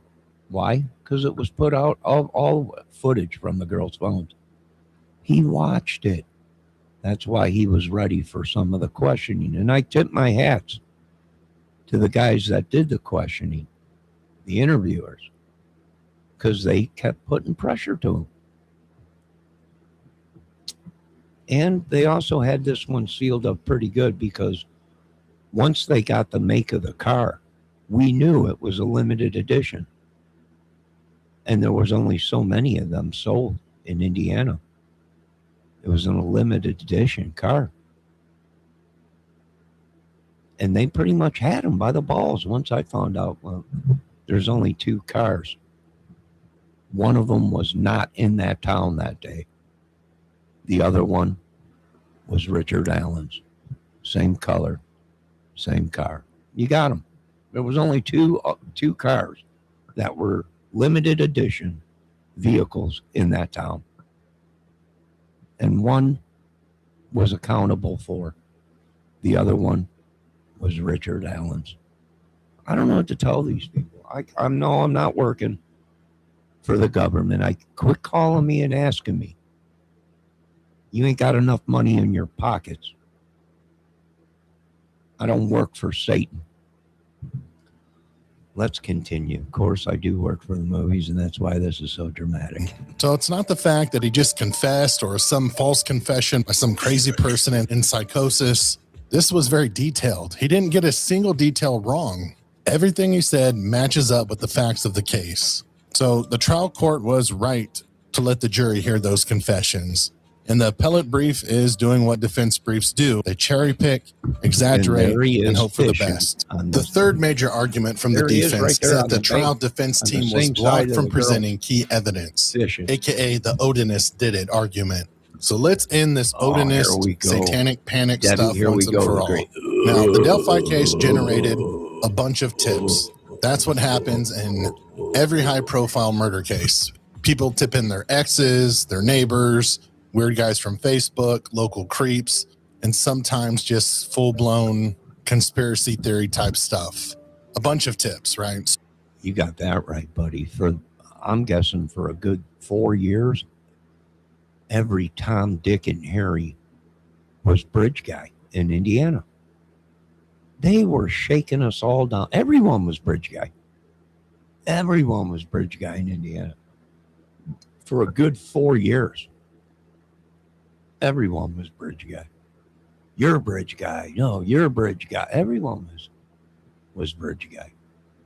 So law enforcement has to run those leads down to see if there's anything there. So yes, police did look at violent offenders, child predators, perverts, traffickers, and they had to look at the Viking wizard Odinist garbage stuff too. They looked into it, went down that rabbit hole, and it led nowhere, so they had to move on. And here's why I will never work for this country again, is because these idiots don't even know that there's 2 groups of Odinists. There's these witchy, whatever, magical Odins, and then there's the MC Club, the Odins, who will rip your brains out. You don't want to come up against them dudes. And that's what we're not hearing, right? Did you look at the MC Club, the Odins? What is it? Because, and the only reason I say that is because Delphi is there's a big biker thing there. They're all into the Harleys, the motorcycles. You had YouTubers saying they were being initiated into an MC Club, that they rode motorcycles and stuff. But what you ain't giving me, United States government, is you didn't check out both of these organizations who are both real. Now, you claim that this family was mixed up. The sheriff is telling me they were mixed up into meth and all kinds of stuff, and they ride motorcycles and Harleys and stuff. Yeah. It all makes sense now. No, Debbie, I'm not going to work for anybody. I'm too busy making movies on this channel. I got a country to run and everything, and I just can't do it anymore. It's just too much for me. It's just too much. They had to do their due diligence, and it led nowhere. The biggest and most important point I want to make is there is zero evidence that these murders were Odinist killings.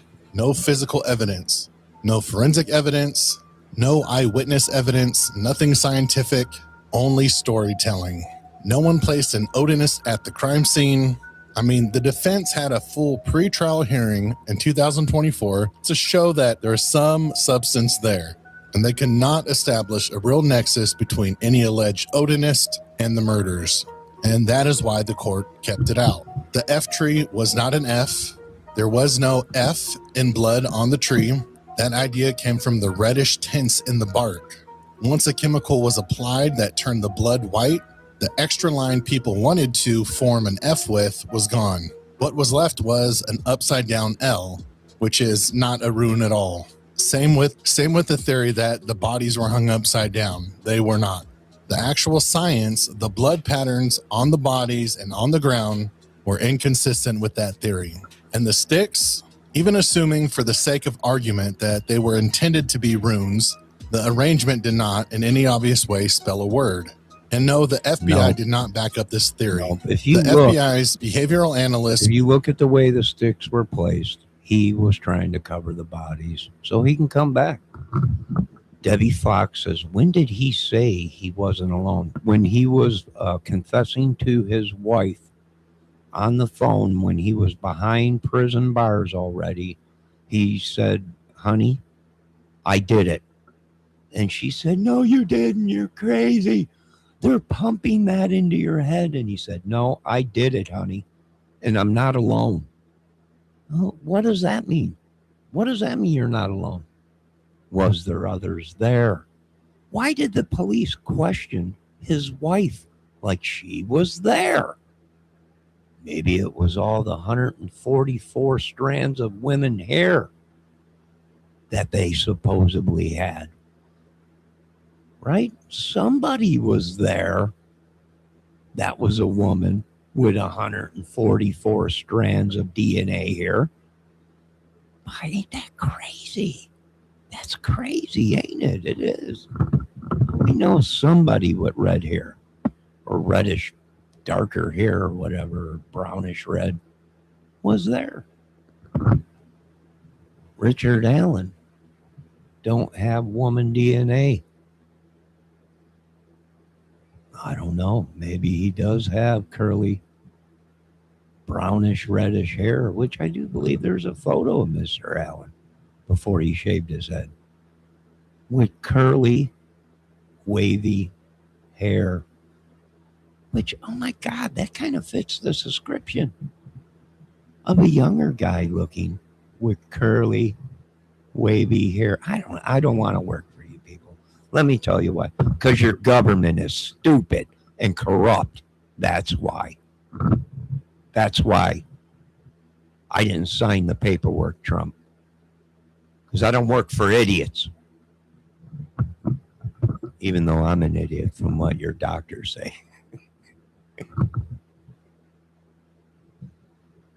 Unit was, quote, unable to verify or find support for the claim that this was an Odinist killing. Their conclusion was that neither the blood on the tree nor the sticks on the bodies, quote, clearly depict, capture, or present known aspects of Odinism or its symbology. The sticks were used to conceal the victims, nothing more, nothing less. Brad Holder was the backbone of this whole story, and he has probably one of the best alibis that you will ever learn. Brad Holder was at work at a landfill in Buffalo from 4:55 a.m. to 2:45 p.m. on February 13th, 2017. His vehicle was on video, verifying that he was there. He clocked in and clocked out. That was verified. But I think the biggest part that really locks down his alibi is he also had to log into the piece of machinery that he worked on. This was a unique code that only he knew. And even if he shared it with someone, that person would have to know how to operate that equipment. It's not something that a buddy could just go and cover for you. People would have noticed, and you had to be trained on this equipment. After he left work, he went to the gym. His gym check-in placed him in Logansport at 4:08 p.m. So yeah, the operations clerk at the landfill, the only person who could change the electronic time records, confirmed she had not changed them. Police investigated Holder and Westfall and found no evidence connecting them. All right, no evidence of Brad Holder or Patrick Westfall or whoever these guys are, right? No evidence of it. No evidence of it. So what the one idiot did, Brad Holder, did was he made himself look guilty. Why? Well, because the day after the murders, he was posting sticks and talking all kinds of crazy. Now, whether Mr. Holder was there, which now they're saying, well, he was at work, wasn't him. All right. Then what kind of an idiot would post shit to try and make people believe that you were there or knew something about it? You want to play psychological war games, Indiana, don't you? You want to play war games, don't you, Indiana? I think you do, because I would have beat your heads in if I was affiliated with your clubs and they came to me and said, look what this prick is posting. This mother is going to get the whole crew brought down. I would have busted both of your faggot asses.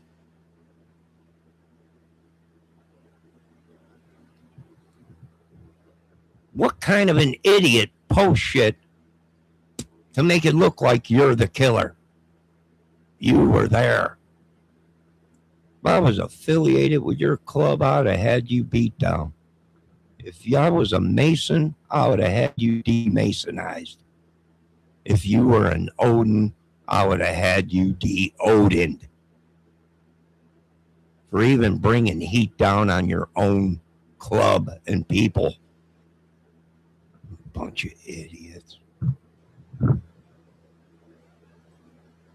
Or any other alleged Odinist conspirator to the murders or placing them at the High Bridge Trail that afternoon.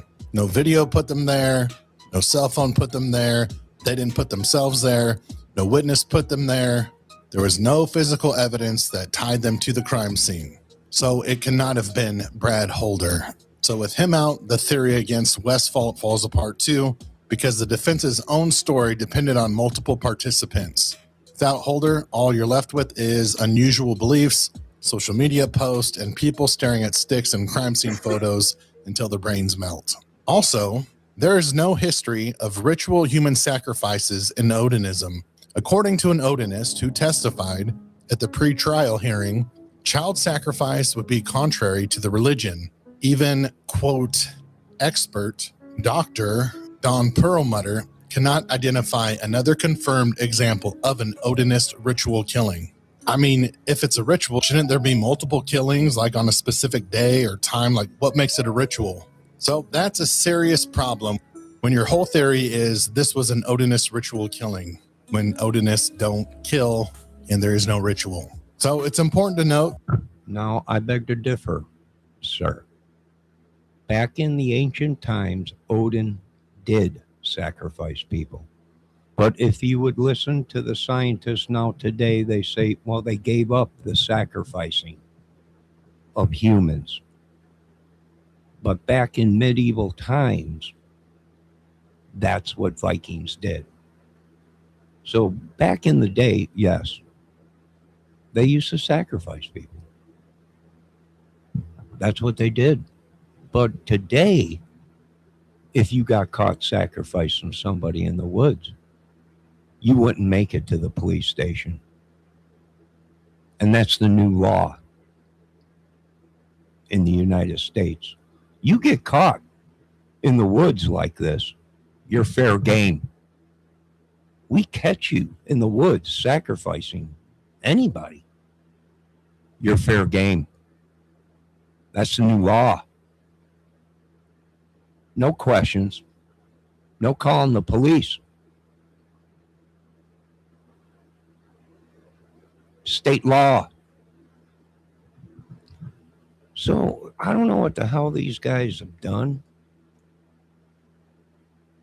But for one, these two idiots even posting pictures and trying to make people like they were involved in it, right there tells you these people are idiots. If one of my friends did something like that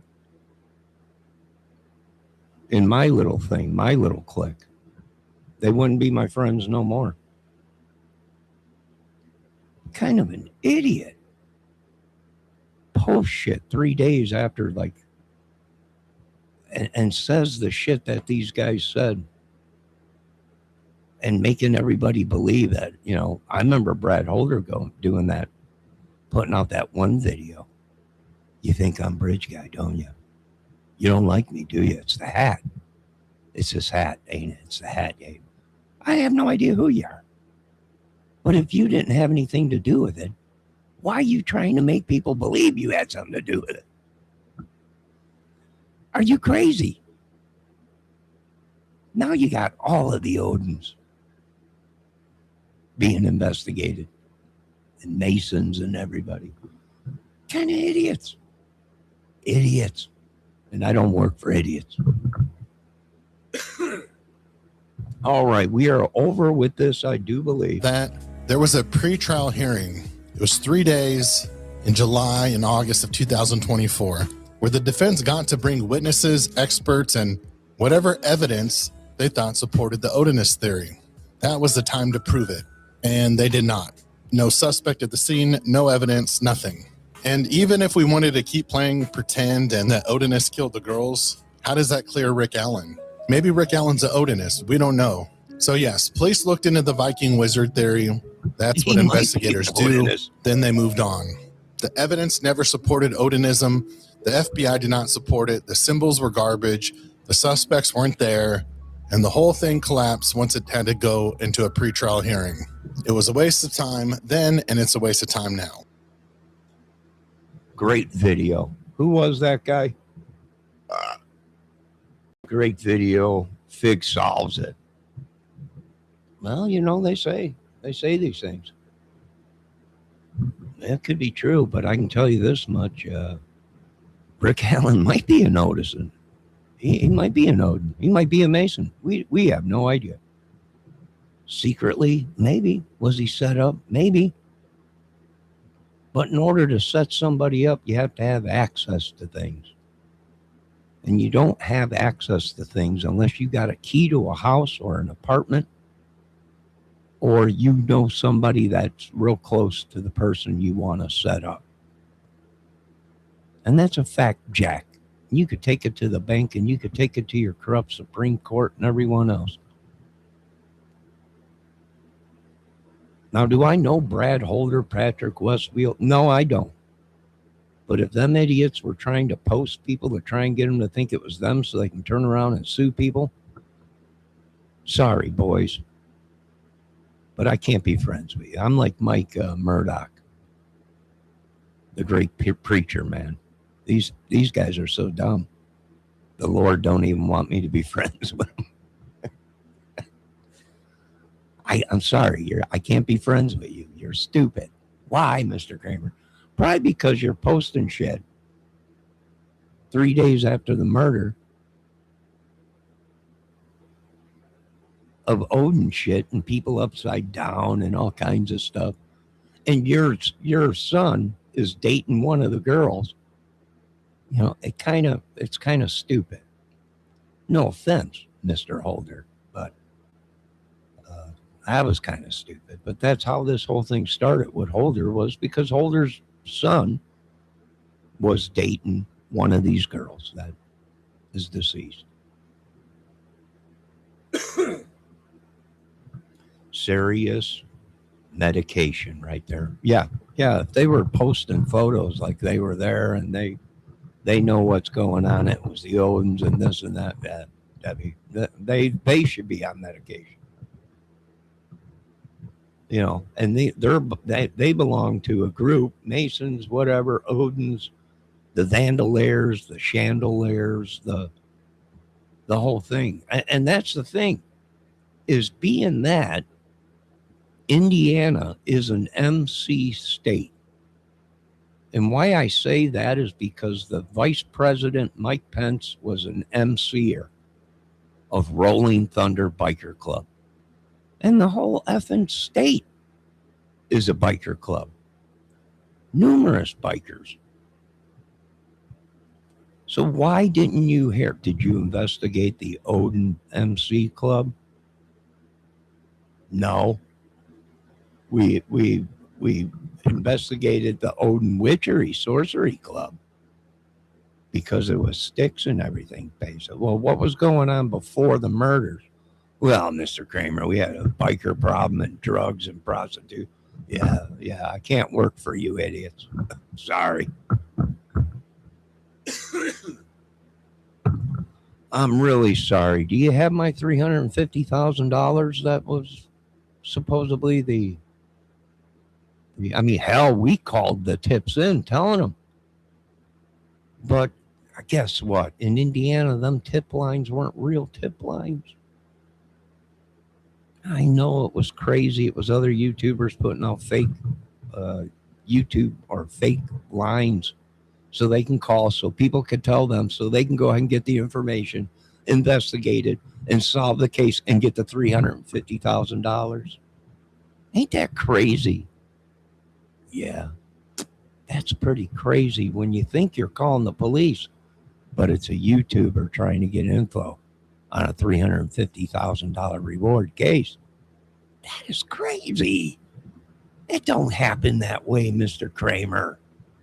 Oh, contraire, mon frere. It did.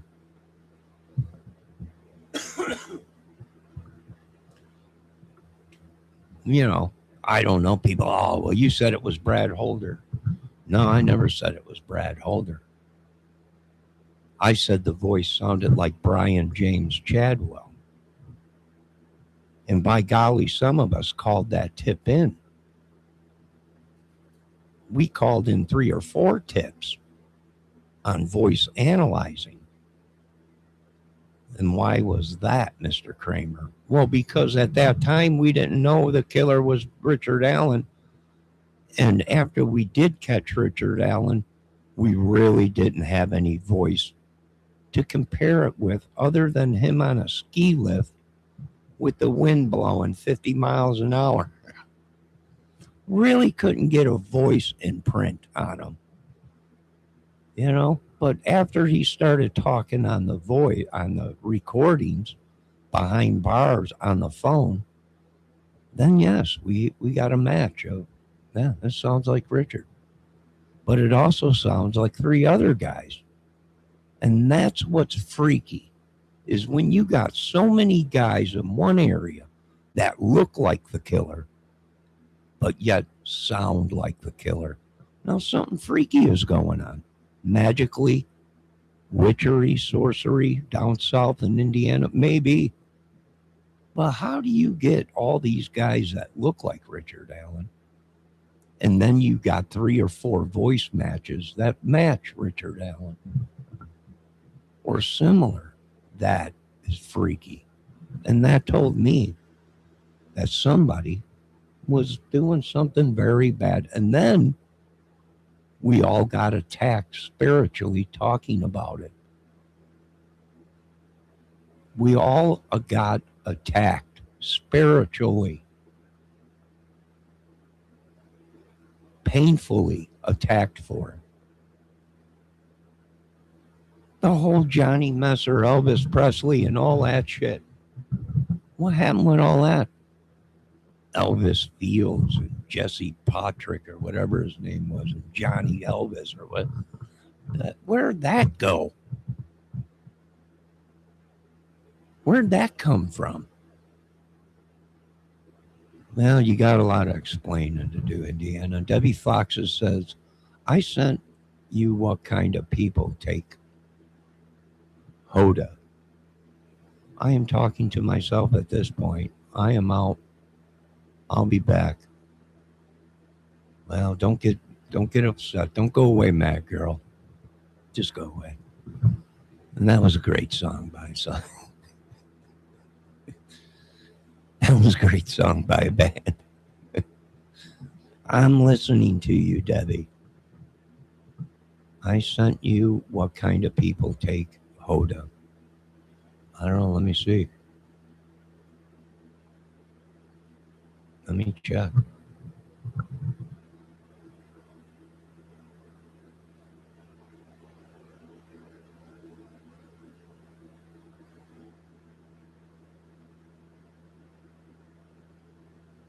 Yeah, well, I don't know what kind of people would call the police or post, after a double murder of 2 young girls. Well, actually, there was more murders than that, and there was 28 or 29 people that were murdered in Delphi.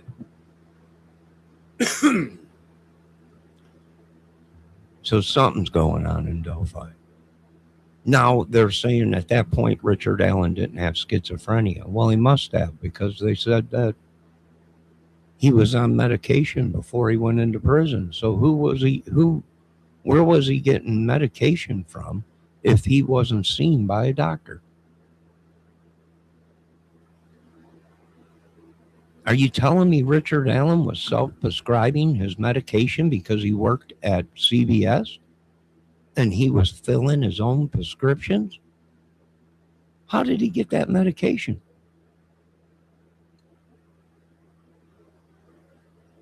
If Richard Allen, as defense says, didn't have a problem until he got picked up and went into prison, where was the medication coming from that he was supposedly on? Because you guys said that because he didn't have his medication, he went into a psycho fit.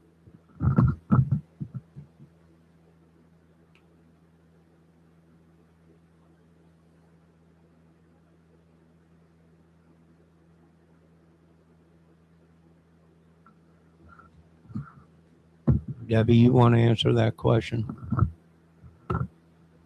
Go on, you can if you want. How did he get his medication if he was never diagnosed with schizophrenia? Where'd the medication come from?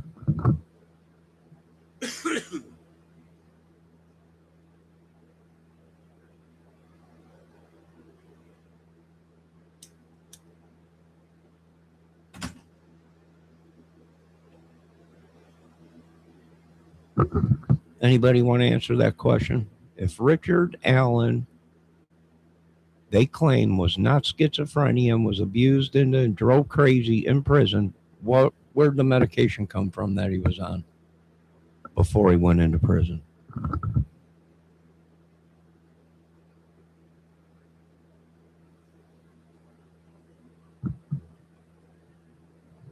Where'd it come from? How'd he get his hands on it without doctor's prescription?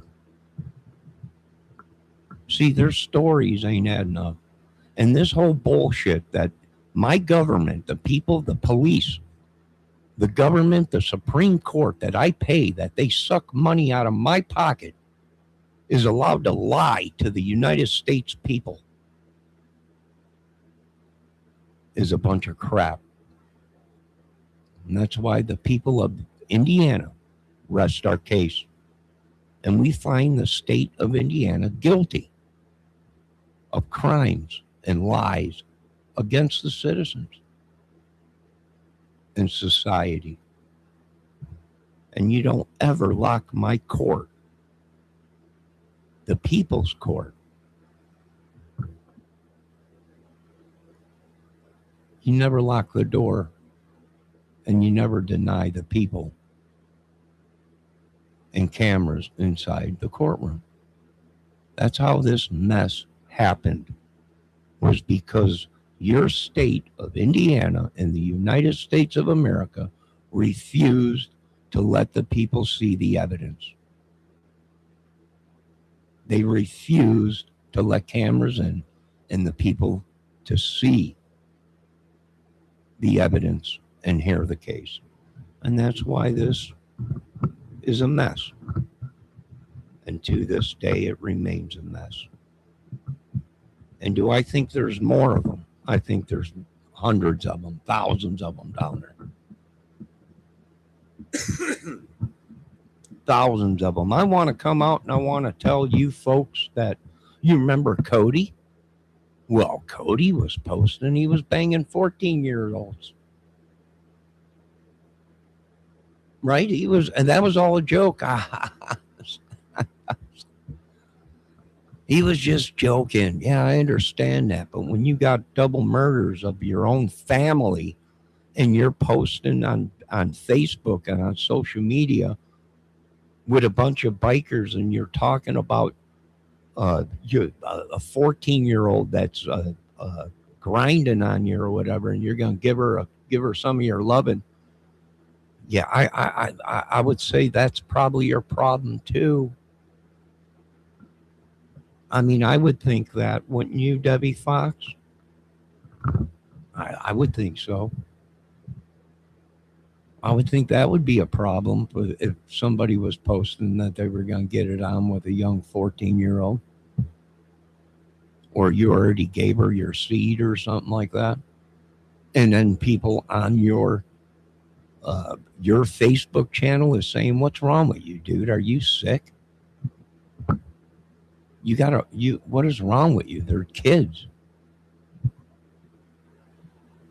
Yeah, I would say I got a bunch of idiots in my country and in my state. And, you know, Pentagon, you want me to join the force again. You want me to be your killing machine again, but I can't. I'm retired. I'm out of the business. And business was good. But it ain't no more. I'm out. Don't bother me again. I'm busy. I got movies to make.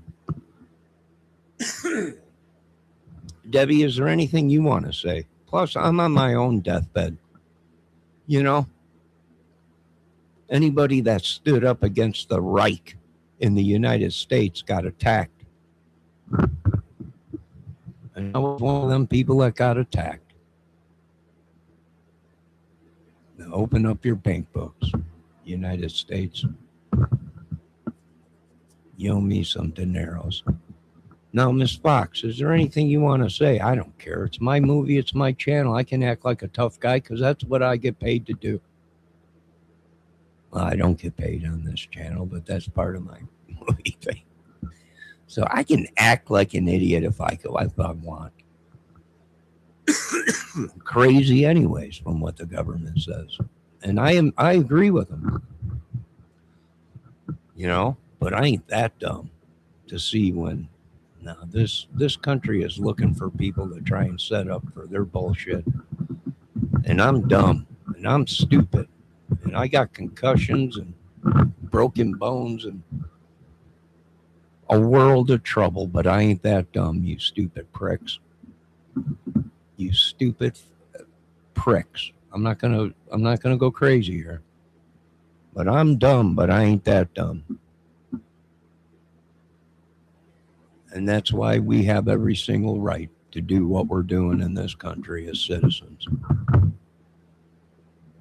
Is when you start coming after the stupid, the weak and poor, and the disabled and mental, you got problems coming, buddy.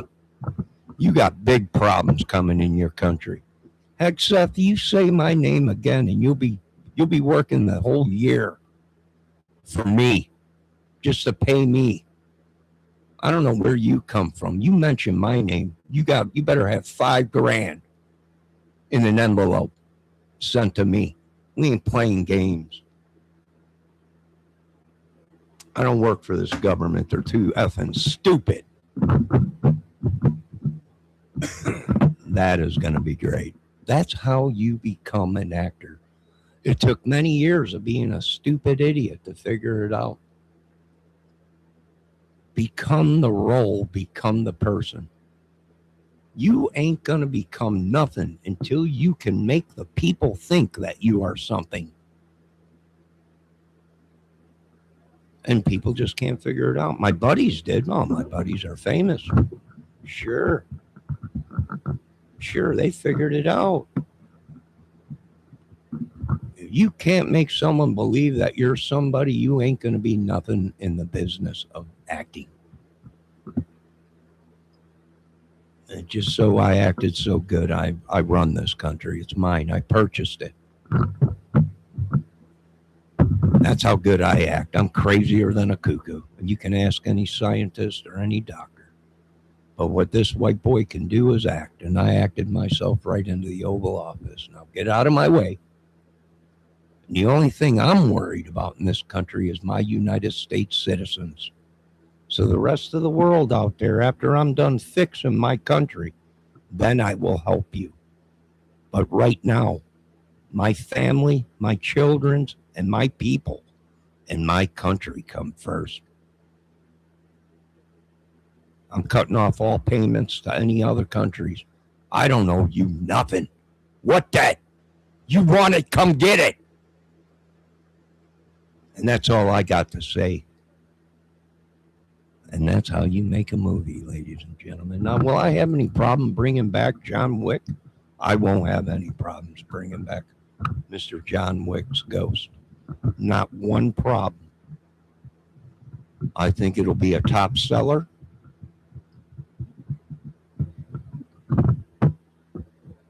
And right now, all I'm waiting on is Keanu. He needs a break. The man earned his money. And there won't be anybody filling his shoes in the John Wick saga. So we're going to give him a year or two to enjoy his life. And if he's ready, when he's ready, then he will be the ghost of John Wick. And that's the fact, Jack. And if you don't like it, I'll use AI, and I still will have my ghost of John Wick. Now, ladies and gentlemen, I've just showed you how to be the greatest actor in the world. If I can only go ahead and convince other people. But that's just it, people. You don't talk to me that way. Listen, I'm making a movie.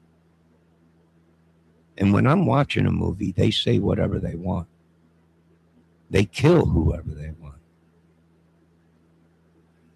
Now, you've been discriminating me because I don't have a big motion picture business stamped on my back saying property of Paramount. You're upset because I didn't sign your contracts but made you quadrillions. And you could not control me. I was a free agent. I was allowed to say and do whatever I wanted. Now, you will not be seeing me, Mr. Sekath, in your office at 7 o'clock in the morning. I don't even roll out of bed and shake my little Twinkie Winky until 9 o'clock. Don't ever think about telling the most powerful machine in the world, the United States citizens, anything. Because the only power in this country is the citizens. Now, if you want more of this movie, send $100. Send your credit cards. I'll send them back after I take the $100. And not one penny more than $100. Why? Because I'm respectable and an honest businessman. And let's get this movie on the road. Let's get it on the show. I got all kinds of stuff planned. Before I go in the grave, I'm going to make the greatest movie ever. Now, Mr. Hegseth, I was just joking. That's what movies are talking about. You're on the screen today talking about movies and everything. I've never seen you on this set here, sir. But there's room for you if you want to play an extra or something. Right now, I got Little Debbie playing one of the women Vikings from ancient time. Why? Because she's got a bunch of knives, supposedly, and swords and weapons and stuff. And she's a short redhead with an attitude. So I might as well throw her in a coat and let her go just crazy on screen. Why not? Same thing with Mr. Trump. My apologies, sir, but I'm making a movie. If I was talking to you in person, I would not talk to you that way. It would be respect. I'm not dumb. I'm an idiot, but not dumb, sir. And that's the same thing with the rest of the government. I'm here to do a job. That's my contract. And that's create movies and solve cases. And ladies and gentlemen, as stupid as I am, with my mental illness and brain problems, I accomplished the mission.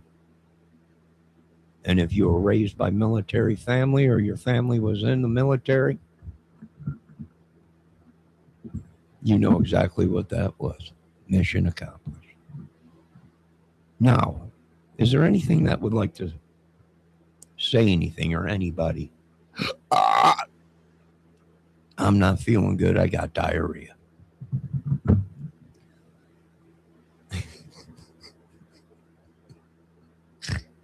I don't know why I said that, but I just threw it out there. Who knows? Who cares? We're also going to be retouching on the Ramsey case. And let me tell you why, because Mr. Trump is an investigator himself. There is no reason Mr. Trump should have been around these two podcasts. Something's going on. Something is up. So we will be touching back on the Ramsey case. Now, does anyone have anything to say? Any questions? Debbie Fox, Valdez? Anybody? I know I'm an idiot and I got a disability, Valdez. You don't have to remind me. I'm doing the best I can. Been running this country, producing all these films. Folks, make sure you check your mail for tickets to my new film festival that's being built. And I'm trying to get off the ground. And that film festival is too Can't Chew on These Nuts Film Festival.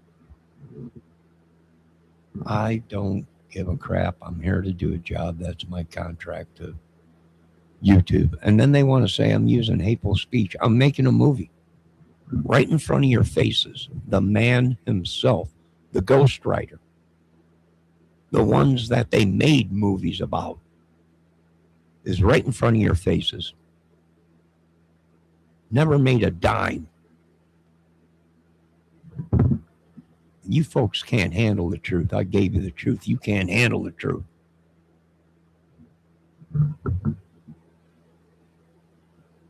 Miss Fox, is there anything you would like to say before we end this? Other than you're cocky. I know it, but that's me acting. In real life, I'm a sissy. There, are you happy? I'm really not a sissy, but I'm trying to make her feel better. Nothing. The room goes silent. Once again, Johnny Kramer has solved another case, has made another movie. I don't know how many times I got to go through this with these people. Keep the cameras rolling in the United States. Once again, Mr. President Trump, Mr. Hegseth, I'm making a movie. That's what it is. So if you want some of it, that's fine. But I would need an installment payment first. You understand? Cold cash. Why? Because I've trusted people before in this world and business and got shit on a stick. So anything else will be forwarded payment up front. Cold cash. Dig around in your pockets or whatever. Cold cash. And it will be looked at by a professional to make sure you ain't giving me none of that funny money that they're pumping up. 50 years I forgave and turned the other cheek, ladies and gentlemen. And today is my redemption. You want in on the movie? Cold cash. If not, if I see any of my stuff on film, I don't go by your rules and your courts because they're corrupt. And when I got the president and the Pentagon and the FBI saying everyone's corrupt, we don't go to courts. we handle things differently. Now I'm ready to make a movie. I'm ready to star in this movie. I'm ready to produce this movie. And I'm ready to steamroll all over this country. Now, I might have a role for young blood in this movie. The kid's looking, he sounded good. The kid is looking good. We might have something for him in the works in the movie. Oh, man, this kid might be able to play the Joker. This kid might be able to play the Joker. There was only a couple people that could pull off the Joker. One was Heath and that other guy. Other than that, I don't know. This kid might be able to pull off the Joker. I wouldn't put it past him. The kid is already acting on stage. To be a rock star, what do you got to do? You have to act like a rock star. And this kid's already doing it. And this kid might be able to be an actor. I don't know, but this whole movie business is now mine. This whole country is now mine. I don't operate with mafiosos, gangs, associations, or nothing. I work for God, the King of Kings. And that's it. I don't know what to tell you. I've become cumbersome to the abuse, the torture, and the pain. Now, I want all you folks to have a great night. God bless.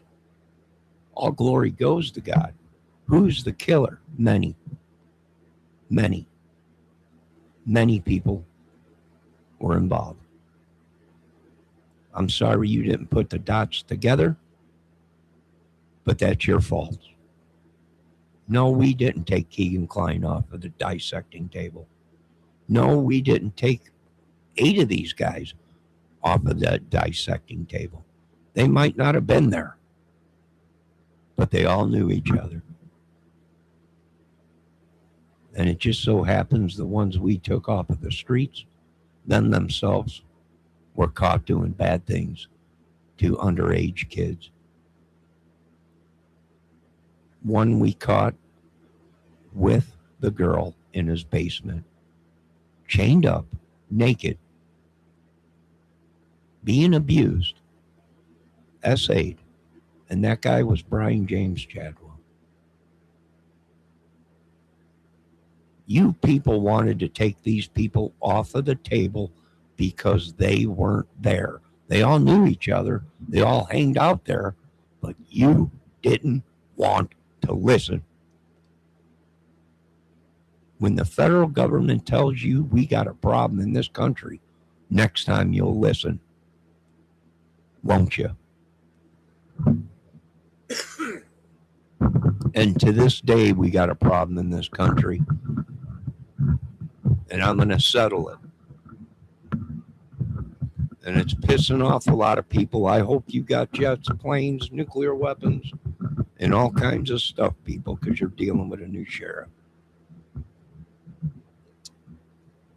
I'll be danged if I let this country that my family fought for and bled for go to this bullshit. Now, you ladies and gentlemen, have a great day. God bless America. Stay away from me. Don't come looking in my windows. I got a new home defense system built. Don't you come looking in my shit. Don't you come looking in my windows. You understand? New home defense CRAM system for home defense.